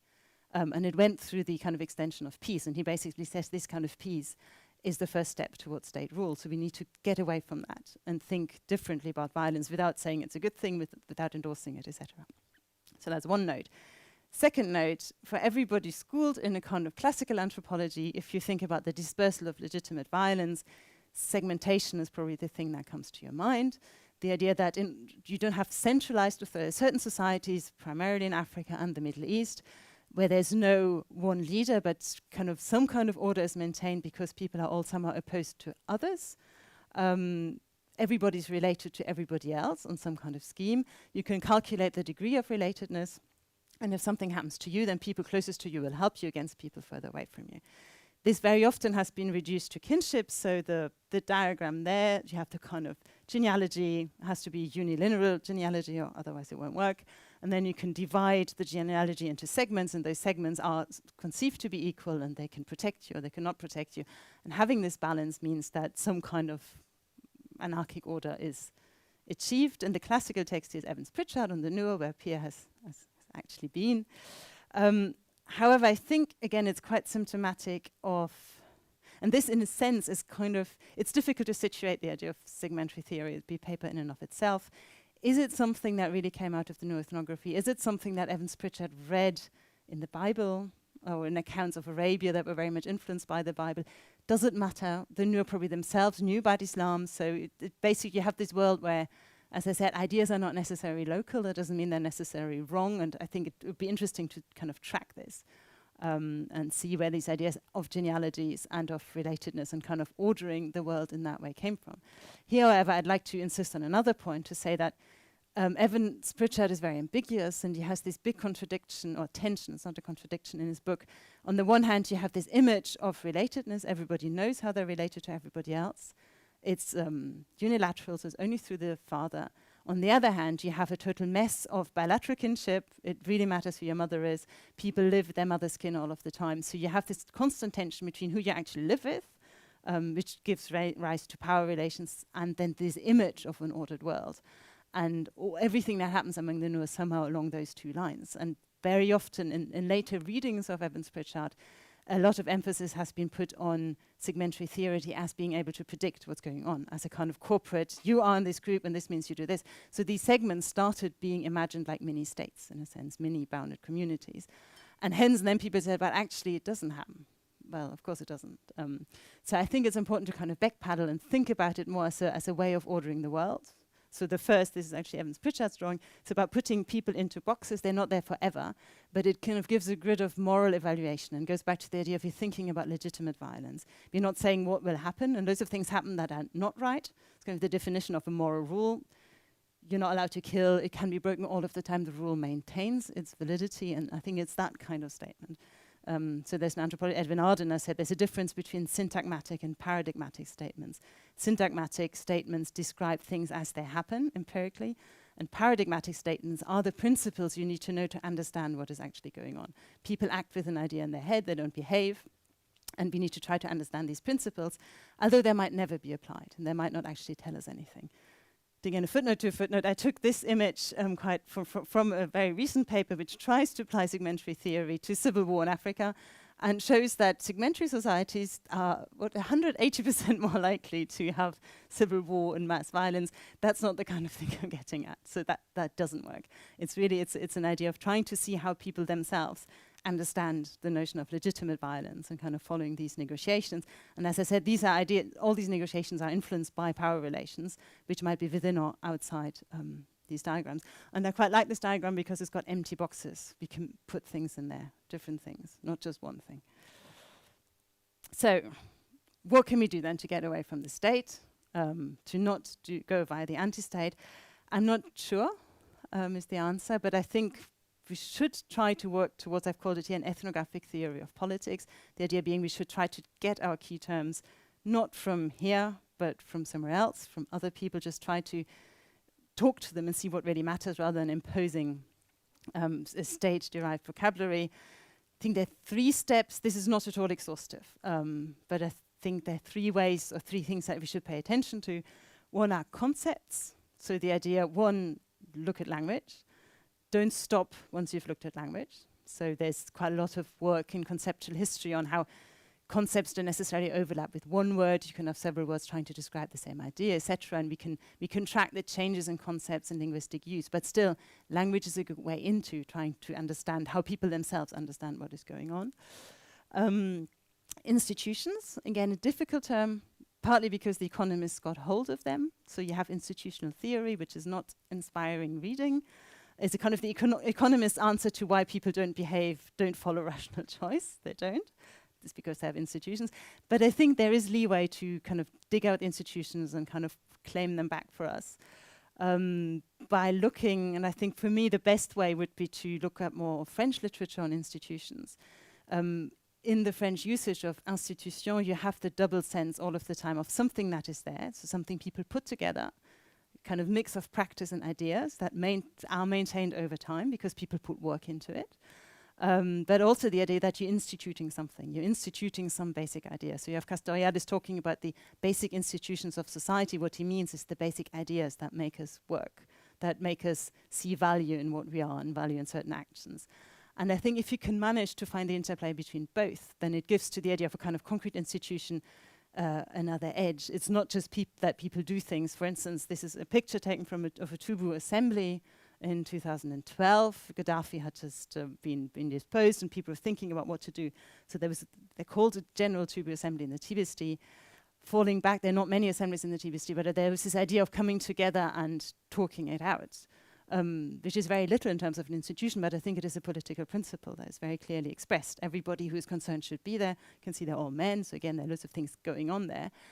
But I think we need to take these institutions seriously for what they say and the kind of image and idea of the world that they promote, but also try to practically endorse.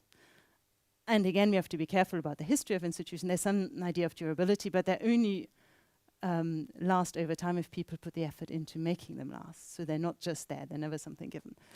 And lastly, the idea of traditions, which is the word I like least. I couldn't really think of a better one, genealogy perhaps, I'm not sure.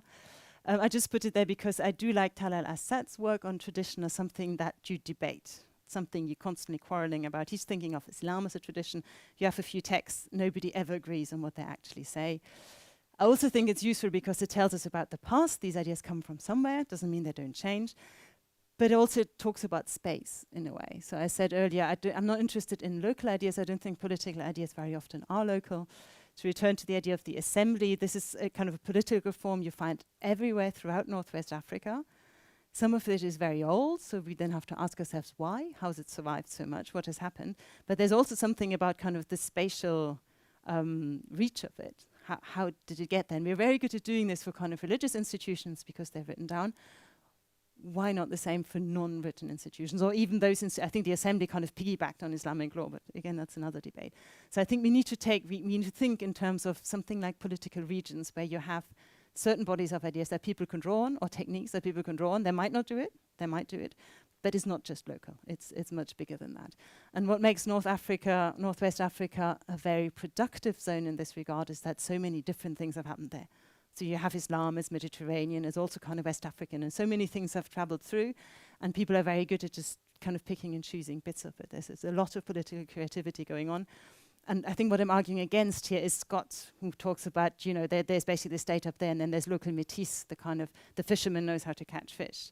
Maybe he says a prayer that is a Buddhist prayer that he learned through some kind of strange Sanskrit channel that, we don't know.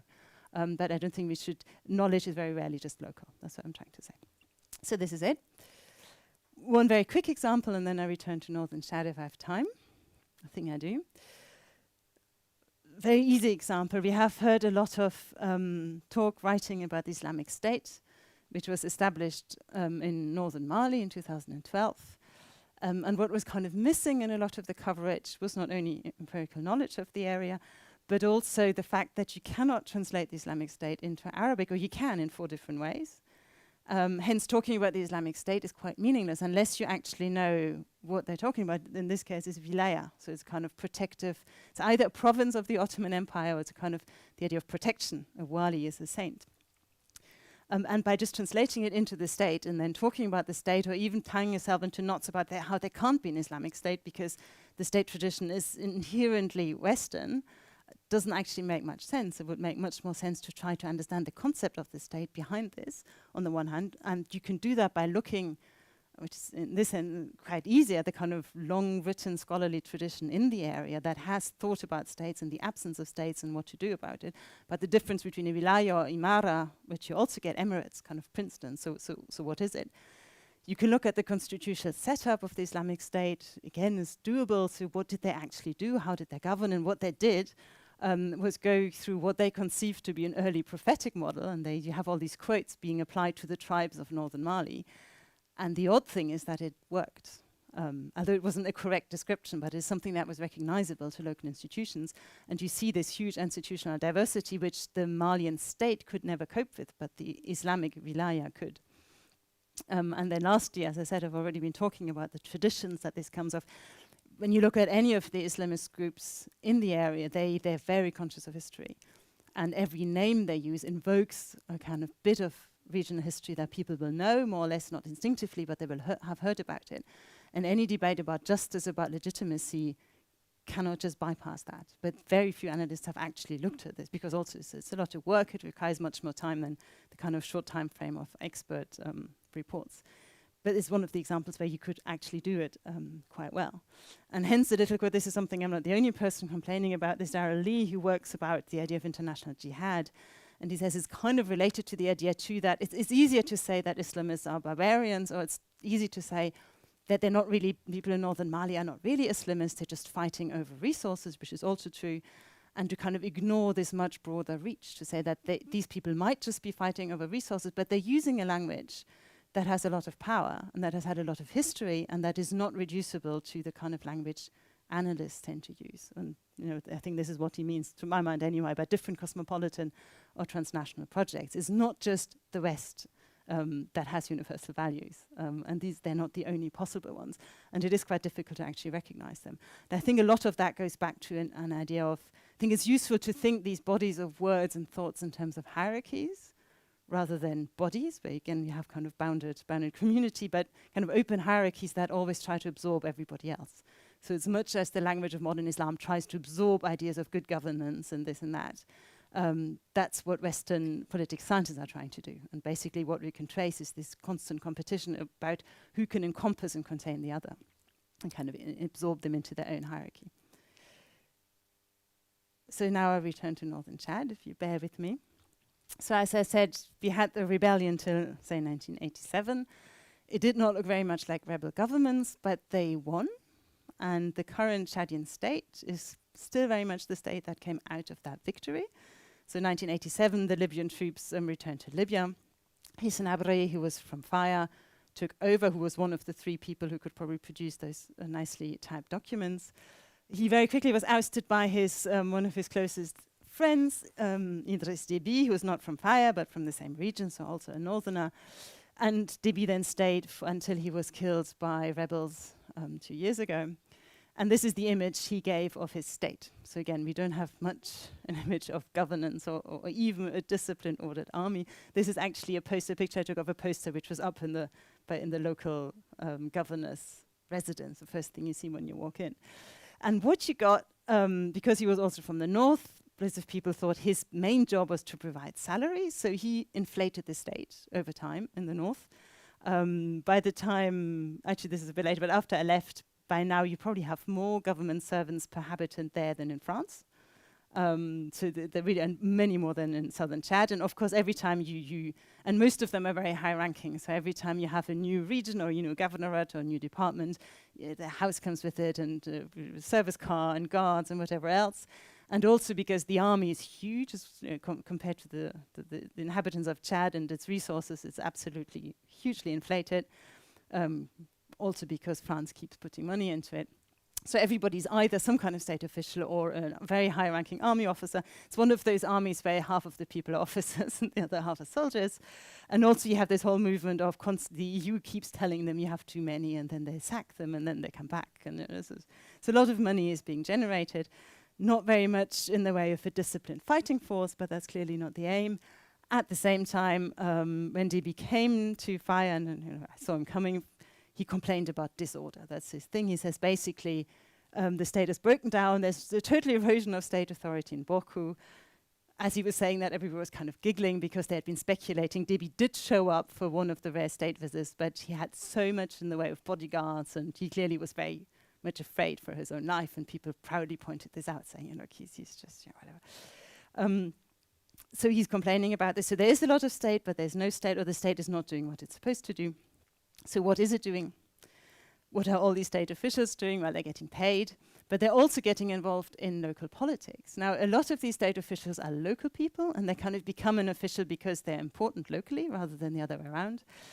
And mostly what they do is compensation negotiations. So what happens in fire in kind of very traditional fashion, if anybody gets wounded or killed, people will meet and talk, and it can take months. And at some point, some sum of money will change hands, mostly raised by loads of people coming together, and then it's mostly distributed among other people. So that's the idea. Now, fire is not a segmentary society, never was. It's bilateral, so everybody is related to everybody else. So you can imagine the kind of negotiation that goes on. There's no group that springs into action. Something happens, and even if it doesn't cause injury, at some point it will cause injury, because if you don't do anything about it, at some point people will fight. And a lot of these injuries are very slight. There's a lot of ripping off hair, or kind of a lot of them look very bloody, but they don't actually kill people that much. Considering the ease with which you could obtain guns, most of these brawls are kind of very, very harmless. But anyway, it means that a lot of people, for a lot of time, spend time talking. They have to choose where they go. As somebody said, well, when my sister got injured, I discovered all these relatives I never knew I had, and they all show up and they all get a little bit of the money. So this is really the stuff of local politics. And as you can see in this quote taken from the settlement, so these archives I showed you also contain tons and tons of settlement kind of compte rendu. They always involve the military very much, and kind of very expressively so. You know, this is the state is here, but they never act as an arbiter. So the state gets caught in these kind of negotiation movements, but mostly as somebody who provides money and prestige. They never manage to impose overarching authority. Sometimes they try. So the Chadian government has issued these lists of prizes, how much for, which was scandalous in Chad because it's not the same price for a northerner as for a southerner, but everybody totally ignores them. The only rule that might be cited is the Quran. Should be 100 camels, but of course you negotiate the price of a camel and what kind of camel and how old and female or male, whatever. So it's all very, very fluid. The other way in which state institutions are used in these compensation payments is that if you kill someone, you go into prison, or you wound somebody, you kind of go into prison and you stay there for protection, and then people can negotiate, and 6 months later maybe you come out. And if it's a killing in 6 months, when I was there, the girl, one of the girls of the family I stayed with, she got in a fight with her aunt, and she managed to, as she said, I disfigured her for life and ripped off some hair, and it was all very bloody. And she then went to the gendarmerie, and they actually didn't want her to come, but she insisted and spent a week just kind of holding court, and everybody would come and listen to the stories. It's very spectacular, and these are kind of scenes of negotiation, and the gendarmes themselves know very well they can. If they're from there, they might be able to do something because they're cousin or something, but qua gendarme, they have no way of doing anything about it. But they're very important. You need prisons, otherwise it might get bloody. So what you get is, I like to think of it as the state in compass, going back to the idea of hierarchies. And I think this is not just anti-state, because what people put in place is a very different logic from statehood. It goes back to the idea of dispersal. There's no public authority. There's nobody who can say this is right, this is wrong. It's all about negotiation. A lot of the money is, by the way, never paid. So it really is, it's a public statement of worth, which changes over time. And it's not conflict resolution either, because the things people fight over, so go back to the girl who fought with her aunts about a piece of land. The piece of land was nowhere near being given to one person or another. What had been said is who is strong and how much support they can have at this given moment in time. So it was fine for a while, compensation was paid, maybe 6 months later the aunts would start making trouble again. Or for instance, while I was there, as I said, it was 2012, so Libya was falling apart. Loads of people returned from Libya, people who had actually Tubu, born in Libya, could speak the language, but not totally, and clearly had been brought up in a very different place. And people resented their presence, so there was a big battle between girls, high school girls. It got quite bloody, and then they all were put to prison together, and loads of talk and compensation, and that was it. The problem was still there. Nobody knew how to feed them, how long they would stay. But somehow they had stated that they were Tubu. They had stated that they had a right to be there because they could defend themselves. And so I think you have this very decentralized logic which goes against the idea of there's certainly no monopoly of violence. Instead, people make a lot of effort to keep violence spread out and to talk about what is legitimate. There are other fights that people get into and people don't even react, so they're not seen as legitimate. The other thing state officials do is tax, which is something Pierre will like. But again, I myself talk about taxation in the book. I don't think it's a good word. I don't think it's much better to think about it in terms of predation. They take things from others. That's how they say it themselves. The reason for that is to avoid a kind of state vocabulary again. Also taxation, there's a quote there, taxation enmeshes people in a web of generalized reciprocity based on mutual obligations and rights. I've never heard anybody taxing a truck driver going through saying that they will get anything in return. There's no pretense that they will build a road or there'll be security. The only security it provides is security from yourself. And also everybody wants to do it, so it's not just a state prerogative. So everybody, if you can somehow get hold of a uniform, or even not, you have this phenomenon with this Chadway, it's called a bugo bugo, people who pretend to be custom officers but aren't really, just kind of a recognized job. And I think the quotes I put up there, one of them is from colonial times, talking about French taxation, where they say, well, we want to establish government, you have to be taxed, but people don't understand. And of course they were quite right not to understand. The French never did anything, but still, I think it's still quite valid. And then the idea, since Libya spilled over, everybody has a car now, everybody wants to be a millionaire. You have this idea of everybody. So this is distribution with no reciprocity, and you take because you can. You can't really call it predation either, because that's a bad word. And I think, again, like compensation is fine. You could say this is about revenge, is also a bad word. So it's very hard to talk about these scenarios without talking about using these very morally loaded bad terms, because this is at all not what I want to say. I'm trying to understand the logics of a different political system. And as I said, there are very few words to actually do this, or at least positive words. How can we think about this? One is going kind of regional, which I think is important, but it's not quite an answer. So if you look at where northern Chad is, it's like just south of the TBSD mountains. That's where I did my fieldwork anyway. You can see it is historically close to two main trans-Saharan trade routes, just south of the Ottoman Empire, then just north of two very important Sahelian states. In green, you have kind of Zawaya of an important Sufi order, at least from the late 19th century. So these are places where predation makes sense. People were constantly, you didn't even have to organize the trade, they were doing it, you could just go and take your share.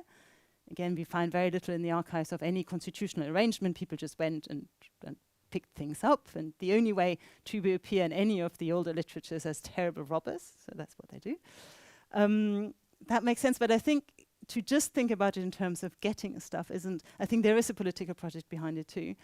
And that makes sense, again, in regional terms. If you think, and again, I'm just starting to think about it, there's an excellent book by Mohamed Naji, who's a Moroccan, and who says, well, if you look at the language used for the state, this is the same language that people use for slavery, and actually derives from slavery. So the slavery relations are historically kind of more ingrained, and it's the words from slavery that were then used when states tried to establish legitimacy, and they still smack of slavery. And I think slavery indeed is one of the tropes that are very important to understand the regional configuration of this area, which is an area mostly inhabited by Tubu who took slaves elsewhere but also were taken as slaves. So it's kind of in between, and I think it makes immediate sense to say I do not want to be somebody's slave, even much more so than to say I do not want to be the subject of a state. But if you end up saying the same and you say both, it kind of it adds much more kind of historical and moral depth to rejecting any kind of relationship of command. Not to say that there couldn't be words to describe it, but even in Tubi there aren't any. So the only relationship of command that is imaginable is that of a master to a slave. And nobody wants to be a slave.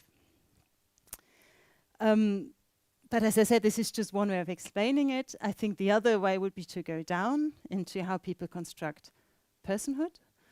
And I've talked quite a lot about women and violence, because it's one of the few places that I've lived in where women are associated with violence, and that's seen as a good thing.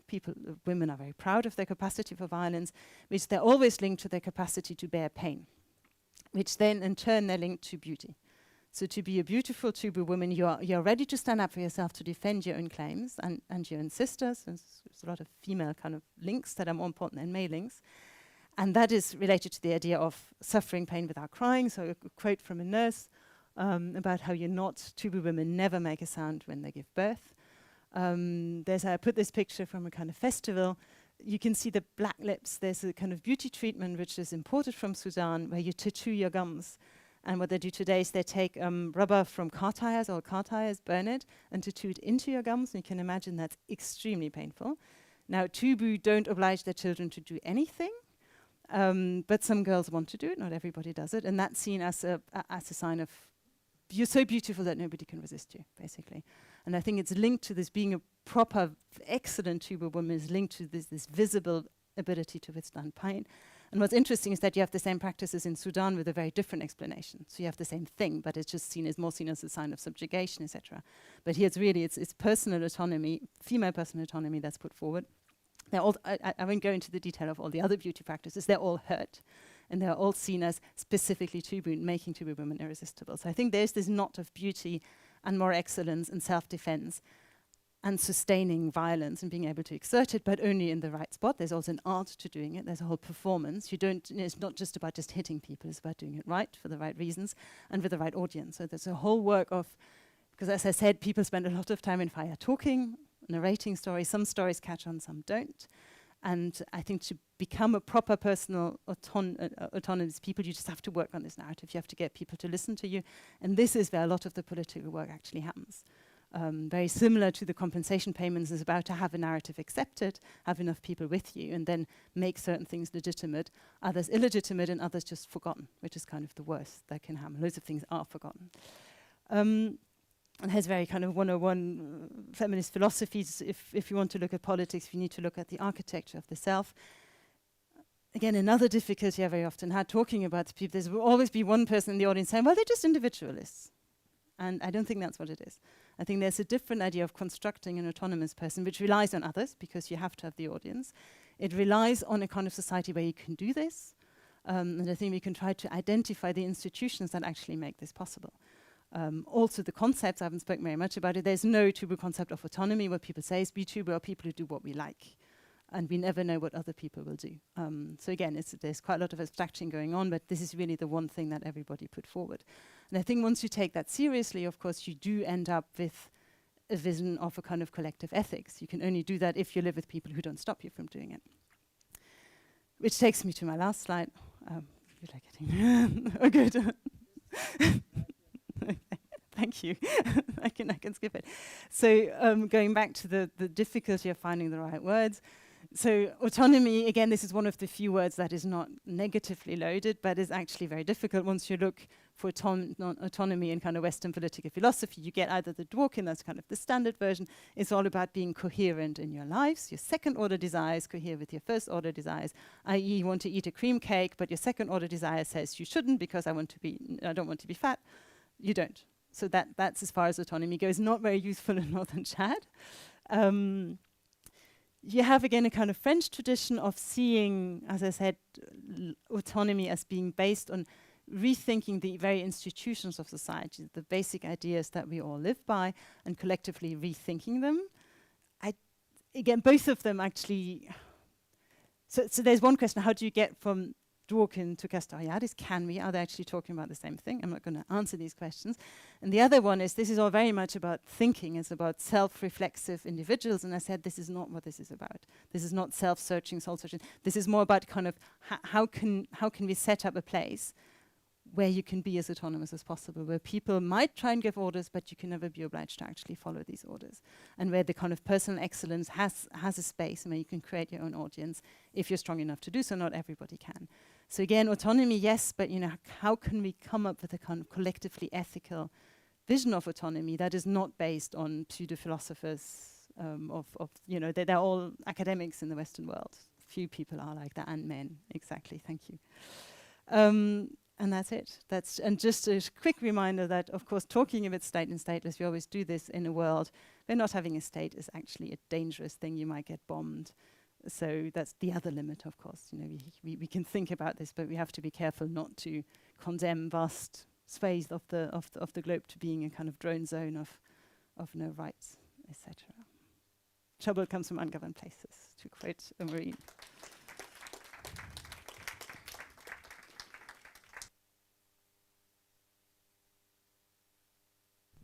Wow, that was an enormous tour de force. Fantastic. Thank you so much for that, Judith. So we went from Central Africa to Myanmar to the Sahel. This must have raised a lot of questions. Now's the time. Before you get a glass of wine or a beer to help digest some of this, feel free. Yeah, yeah.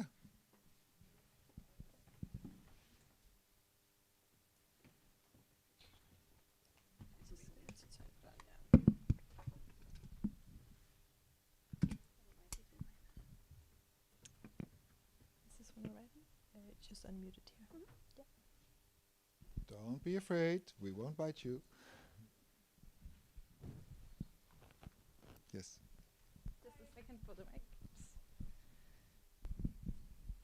Thanks everyone for these fantastic presentations. And this is just a personal curiosity, but I found it really interesting. I'm a scholar of Myanmar, so to see Myanmar and Central Africa in conversation in the arrangement of the program. But I'd actually be kind of curious for the participants to reflect a bit on, what are some of the similarities and differences in thinking about resistance to the state or the non-state entity that this is across the two regions. So that's a broad prompt, but I'm kind of curious to bring the presentations into discussion with each other.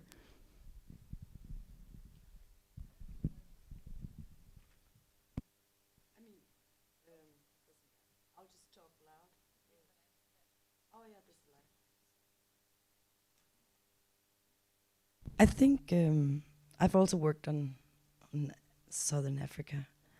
And I think intuitively what comes to mind, and I don't know how the audience feels, is that the resistance in Myanmar as it is now, but also in the past with the ethnic armed rebel organizations in the border region, is so different in their degree of organization and sophistication.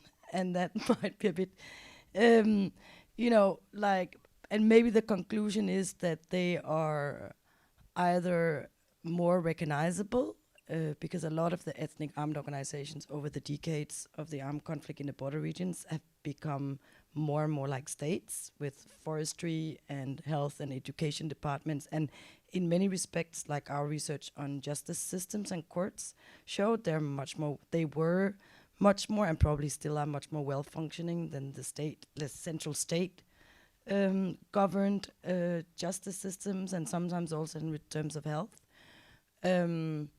So I don't know if that is an evaluation of it is because of our conceptual and the mindset that we are coming with, that intuitively, my sense is that they're more sophisticated, but the question is whether, they've also been at war for since independence, 1948. So are they that desirable? So that's the next question, right? In terms of, people living dignified lives.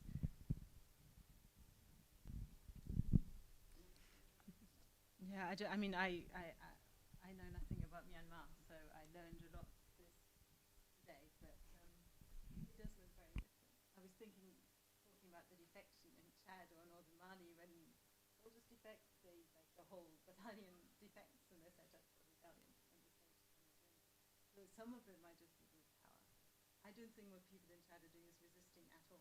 They're incorporating. They have no need to resist. There was one kind of prominent traditional leader was questioned after Gaddafi fell if they're going to try to become independent, the Tubu. And he said, why? We own a state. You are not, your microphone is not on, okay. Maybe we all just use this one. Yeah, I turned it on. I just pressed the button. Yeah, that's better. Yeah, that kind of works. So one of the purposes of my talk was to get away from resistance, because I don't think it explains very much. And that's because these people are powerful. In very crude terms, they have guns, they do what they like, they can afford to do. Tubu in Niger, they don't act like this, they cannot. And I think in Myanmar you have a very different military. I mean, what you were saying about people have to be de-brainwashed. Chadian soldiers don't have to be de-brainwashed when they move from a rebellion to the army, back to the rebellion. So I think it shows us the potential, or actually what the real crude military power, not just military, also administrative power, does give very different political spaces and of activity. And in some of them, I think resistance works for you, but it just wouldn't work for me. There's no point. They don't have to. This works. Hello? Doesn't work, does it? That's a really good question, Hilary, and I don't know, I can't answer it. But it's certainly something that I was thinking about, especially as I was listening to these other two presentations, just how much does the Myanmar case sort of represent something unique or something more generalizable, right? And I don't think I have any answers to that. But one thing that really struck me, and I would be interested in your take on this specifically, was the ways in which at least some of the ethnic armed organizations that I've been working with seem to engage and embody very much international discourses around state and state legitimacy, right? And sort of also engaging with international organizations to sort of, for example, so they are signing conventions with Geneva Call to sort of not use landmines and so on and so forth. And I didn't get the sense that that sort of international engagement in the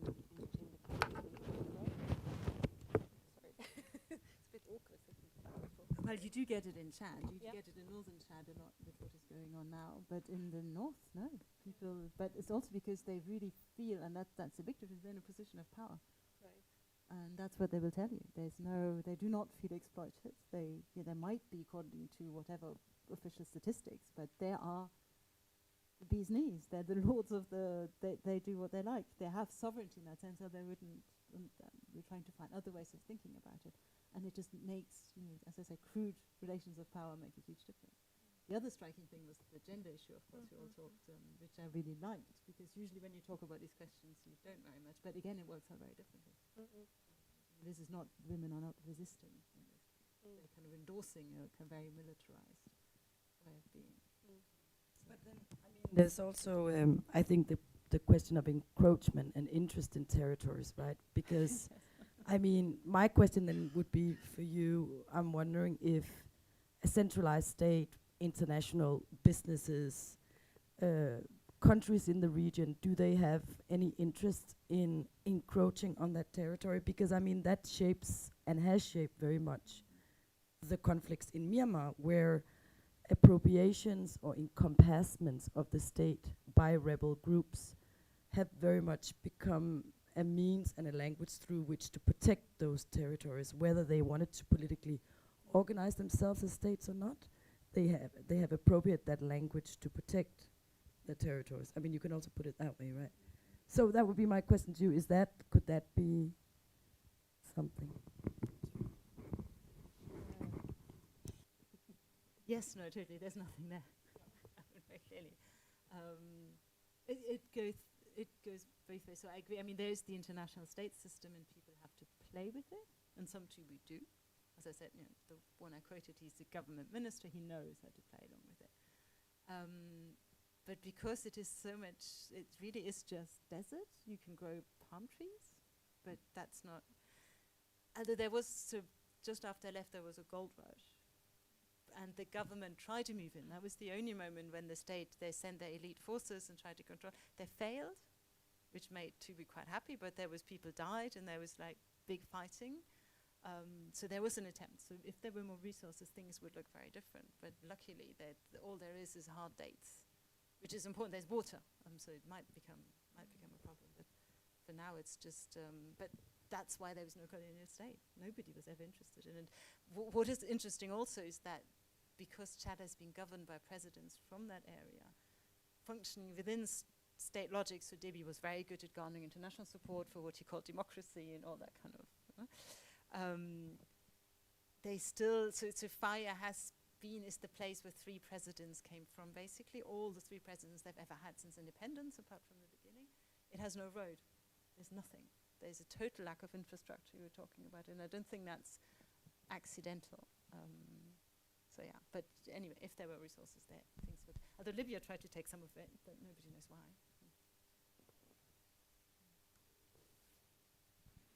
Yeah, I think for me, just to kind of round off, I think it's wonderful to see what kind of incredible variety there's possible within of practices and claims to authority, power, or whatever you want to call it, once you start putting a question mark to the state as a central kind of organizing principle for thinking about, the organization of authority, and that's so in that sense, I think that is wonderful, a wonderful first step to be able to use political ethnography or anthropology to kind of pry open a little bit more of a productive and creative space for how to think about state, non-state, perhaps state, we don't quite know, state, and actually maybe bracket it a little bit and then just take a reverse perspective and start from the ground up, hopefully.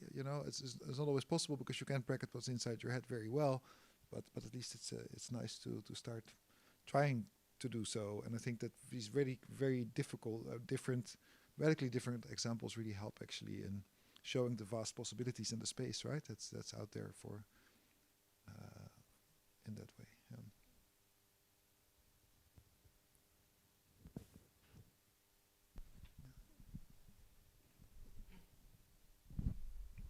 Hello, thanks everyone for the interesting presentations. I have a question regarding the women in the resistance movements in Myanmar, because in the presentation you mainly talked about the women opposed to the military, but I was wondering how are the dynamics within the resistance movement? Are the women supported also by other members of the resistance movements, or are they more maybe not even...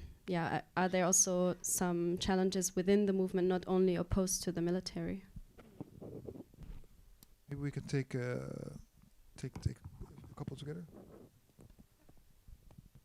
Okay, I have a question for Helen about the soldier defections, and especially on the information war. Or as we know, junta has tried to block the information, like keeping the soldiers in darkness, and officially Facebook and other are banned in Myanmar, but the civilians, people are using the VPN connections and so on. So how the people soldiers try to influence the soldiers inside, how they can access them, and that's interesting to me. I don't know if you have written in the book, so that how the information flow goes back and forth.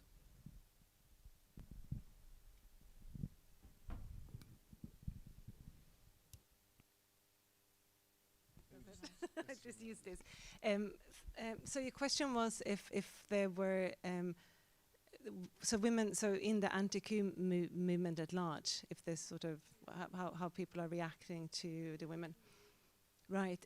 So one of the slides that I actually deleted because I thought I wouldn't have time to go into this is sort of that these sort of gendered norms about expected behavior obviously infuses all parts of society, right? So it's not like this movement is suddenly very progressive or completely, perhaps completely confident with using very transgressive ways of protesting. So at least in the conversations I've had with women activists in Myanmar, there's been quite a lot of conversation within the movement as well. There's also been quite a lot of social media that's been both, I guess it's been social media campaigns that's been both from the military, sort of targeted female protesters with sort of very sexual slurs, very sort of sexualized cartoons, but there's also been some similar use from within the movement, and where they have depicted, say, military men, but in very derogatory, in female clothing, or depicting them as trans women and so on. So in a way reinforcing some of these gendered, very sort of, restrictive gendered rules and roles, if you like. So there's definitely contestation within the movement for sure. But I think something that's been very exciting to see is also just how many young women are involved in this, and sort of and how much support they also have from vast areas of society. So, but it's not a black and white picture, of course. It's not like everything is roses. Thank you for the question. It's very relevant, and you're right that one of the strategies of the military is try to limit as much as possible other information than what the military itself sends out, and that people living in the military camps, especially in the combat units, are more likely to be very isolated from this information. But what I've heard from this psychological warfare team, and also we've heard from defectors that come out, is that it's been, on the one hand, impossible for the military to completely close down the flow of information, also because they've gotten it from wives and family members and getting it from other defectors, but also because the military itself is dependent on social media propaganda and campaigns to keep the troops in line, not least now that they're so much more dispersed across the country. So what this Taxit group does is that it tries to infiltrate those Telegram groups, TikTok, all these kinds of things. They use the Russian, what is it called, KV as well, like all the different kinds of platforms. So that's partly what they're working on, is trying to infiltrate the places where the military is also doing. So they're doing like these counter campaigns, and they're doing a huge job, and it's of course extremely dangerous. The guy who's leading that group is actually from a military family himself, so he has a lot of connections, and he's also like a bit of a social media wizard. And I don't know the technologies of it, but there are gaps also because of the military's reliance on it itself. Yeah.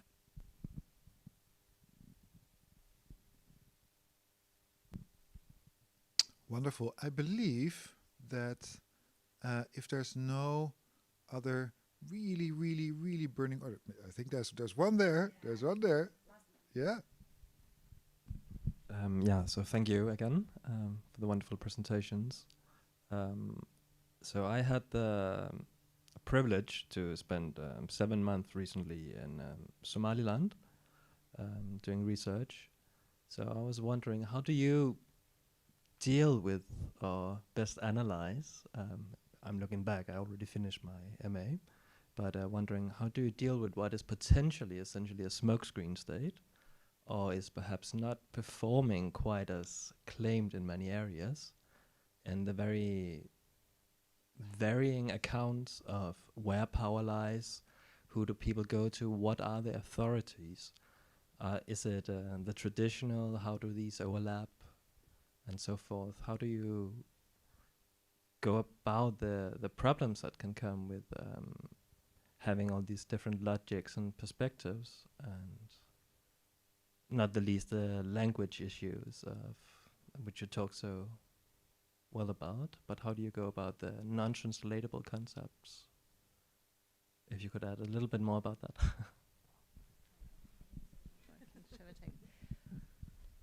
Well, I think I only have 1 minute. Okay, I don't think our job is to find the perspective that is true. Not to say that I don't think we produce true accounts, but I think the true account in complex situations is showing people the cards, reproducing the multivocality, perspectivism, basically. It's not just Amazonia. Just say what people say and try to understand why they see certain things which are true and other people see other things. And just make that very clear, just kind of work on the polyphony of social life, because this is what it is. It's not that there's one answer, there's 10 answers. So how do people navigate? And just try to stay as close as possible to their accounts. And even working on the distinction of what people say is happening, which is important, and what they do, and try to find, without saying people are lying, but just trying to kind of set up these tensions, because it's the tensions really, rather than the one perspective. And the same thing, if you can't translate a concept, don't translate it. You just give it and try to, because that's the thing about concept, they're not just words, they're kind of groups of words, and it's always very difficult to just nail them down. But once you've managed to not just nail them down, but give the wider world of words in which it is, you've already written half of your MA or whatever it is. So I think don't see those difficulties as what you're actually working on, rather than something that you need to push aside before you can get to the meat of the matter, because that's what they shape people's lives. That would be my short answer in 1 minute. Not to say it's easy. Yeah. And smoke screens are interesting for what they are. They're there for a reason. So you can't just ignore them. Wonderful. So we end with the complexity and giving space to the complexity of confusing situations. That's a wonderful anthropological note. I asked you so much to keep it anti-anthropological, but that's beautiful to end with anyway. Thank you everybody for joining. It was really amazing to have you here. Thank you guys for an amazing presentations and discussion. Let's continue with a glass of wine. Thank you so much.